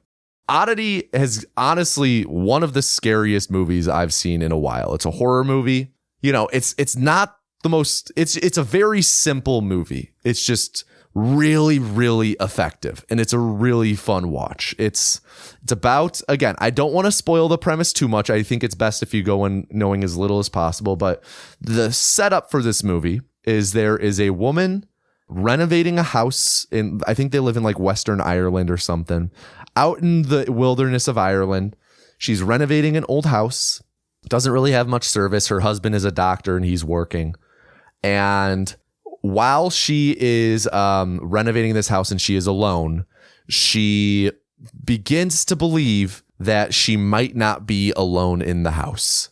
And that's just the setup. That's not spoiling anything. You learn all of this within the first few minutes. This movie is just really, really effective horror. It felt like a throwback to like the horror from like the 2000s and early 2010s, as opposed, in recent years. And CJ, I'm not sure if you're too familiar since you're not the biggest fan of the genre, but like the last 5-6 years or so there's been a trend of what people call like elevated horror. Like, and regardless of how you feel about that term, you know what type of movies I'm talking about. And some of those movies are my favorite movies. Hereditary is like probably a top 5 movie all time for me. I love that movie.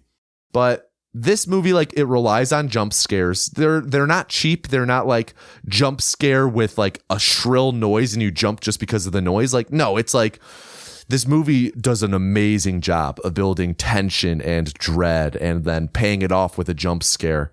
The plot is simple. The characters aren't terribly deep, but it's just really, really well done. And the atmosphere is incredible. The setting is like, you become intimately familiar with it by the end. Like, if you threw me into this house from the movie, I would navigate it effortlessly, which I love that in a movie. I love that. It has a great ending, like very fun. The thing that this movie most reminds me of, and I'm not the one who I didn't make this connection or analysis myself first, but I read someone equate it to, and CJ, I know you're familiar with this, but Hitchcock, what he talks about with the bomb under the table, where if you're unfamiliar, Hitchcock said, like, if you have a scene with 2 people talking and all of a sudden, after 5 minutes of them talking, a bomb blows up under the table, there's 10 seconds of shock for the viewer where you're like, what? There was a bomb there, but that's it. Now, if you have the same scene, but early on you reveal that there's a bomb under the table, and like the audience or the participants in the scene are maybe unaware, that scene takes an entirely different turn. It has an entirely different tone and meaning, and there's a lot of tension because you're waiting for that bomb to go off. This movie, it takes the bomb and it just like plops it on the table in front of you near the beginning. And the entire time you're just waiting for it to go off. And it's just really well done with how it plays with that and plays with your expectations. And it's really, really good. It's on streaming already. I mean, by the time this will come out, both of these movies will probably like be in fucking Redbox, right? Highly, highly recommend. It's my favorite horror of the year. Jade, she preferred Late Night with the Devil more than this, just due to Late Night with the Devil's creativity and uniqueness. Again, great movie. I recommended that actually in our first ever recommendation section, but this one was my favorite. I rated it really highly on Letterboxd. Just really, really good horror if you're into that. So yeah, those are my 2 recs. CJ, how about you? What are your recs? So I have been recently, I have not had a lot of time. I've been doing SStat recently. Not to date this podcast any further, but that was going on SStat 2024. And then before that, I was getting ready for SStat, and before that, I was on a business trip, and then before that, I was getting ready to go on my business trip. So it's been like 6 weeks now since I've really had any time to breathe. Having said that, I did have some things that I would recommend. Although I will preface this by saying probably not as currently relevant to my overall mood or what I've been doing as my recommendations usually are. But I'll start by saying that if you haven't seen The Blues Brothers, you totally should. It is set in Chicago. It is John Belushi, Dan Aykroyd. Great movie. Fantastic movie. One of my favorites of all time. I said this during SStat, but I remember one night, the way that I discovered this movie was I was a kid and my mom came into the room and she told me to come with her, and she told me to watch, it was Smokey and the Bandit. It was on AMC on cable, and she told me we watched Smokey and the Bandit, and I laughed as hard as I ever did in my entire life. I was laying on the floor looking up at the TV, or old tube TV, and then she said, "Oh, The Blues Brothers is on next. Don't go anywhere." And so I laid on the floor in front of the TV and watched The Blues Brothers and laughed harder than I did at Smokey and the Bandit. So Smokey and the Bandit's not really that funny of a movie to me today, but Blues Brothers is still one of my favorite movies, and I really enjoy whenever I have a chance to go back. I think I'm going to end up watching it in the near future. just because I've had the urge to go look up some clips and listen to the soundtrack again. So I'll probably watch it here in a few in the next couple weeks when I have some more time. Right now I'm also still busy, so I had the free time hasn't caught up to me yet. But the other thing that I'll recommend, I'll keep it to 2 this week. The other movie that I would recommend is, let's see, let's go with my favorite movie of all time, 1967, 1966. I'll look it up. It is a Jimmy Stewart, 1966. It is a Jimmy Stewart, Maureen O'Hara, Brian Keith, Juliette Mills Western called The Rare Breed. It is my favorite movie of all time. It is a movie about getting Hereford cattle from Dodge City in Kansas down to a ranch on the Texas-Mexico border and breeding Hereford cattle amongst Longhorns. It ends up being a love story. It has a slightly older Jimmy Stewart in that role. He was coming off of a movie called Shenandoah at the time, which was very popular. So this, when they were marketing this movie, it was like fresh off his appearance in Shenandoah. This movie is not as good as Shenandoah. This movie is not particularly good, but referencing it back to my childhood, my dad had this movie on tape, and I watched it until we wore out the tape. And then I couldn't watch it for years because we couldn't find another copy. And then one day we were at FYE, this was several years later, and we found a copy of The Rare Breed on VHS.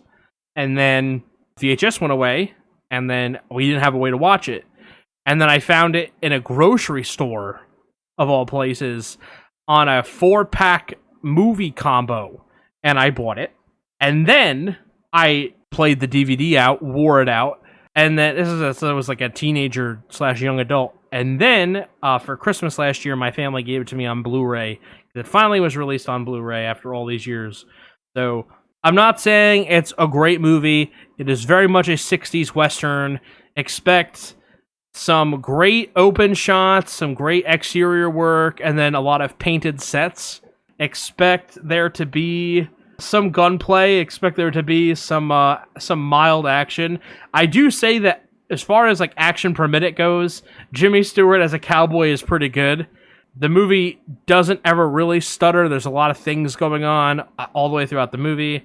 It's like 2 hours, I think. Maybe it's like 90 minutes. Again, it is my actual favorite movie of all time. I understand it's probably not a technically great film, but if you're looking for just something that's fun, really not that long, and is just, hey, listen, this is cowboy action, a bunch of good actors and actresses, talented people. Like, go ahead, shoot for the moon. Go ahead and give this a shot wherever you can find it.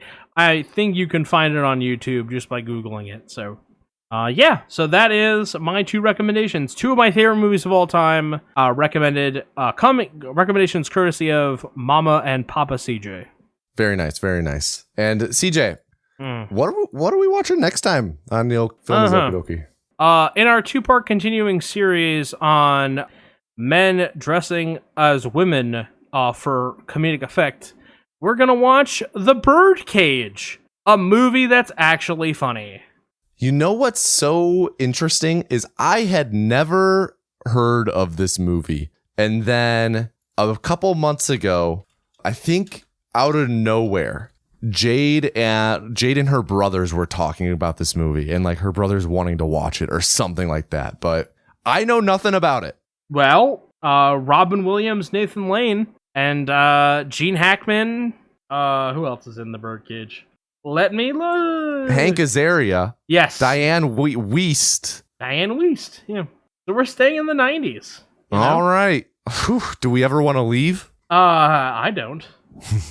But yeah, no, it's a great movie. And that'll be what we watch next time. Don't spoil it. Jeez. I didn't say. I said it was great. That's it. Yeah, and now I know whether or not you're gonna say it's okie dokie. It's not great. Now you don't know where I'm coming from. Oh fuck, I'm screwed. Yeah, I know. All right. You have any final thoughts? My only final thought is thank you, everybody, for listening to this episode of The Film is Okie Dokie. CJ, what's that thing you always say about Bomani Jones? Oh, like, subscribe, give us 5 stars. If you don't give us 5 stars, if you only give us 4 stars, I'm inclined to believe you are a hater. Thank you to Bomani Jones at Wave Sports and Entertainment, no longer at ESPN, for that quip. Well, thank you, Bomani Jones, by way of CJ, and thank you for listening. We will see you all next time on The Film is Okie Dokie. Fuck a duck, this took a long time.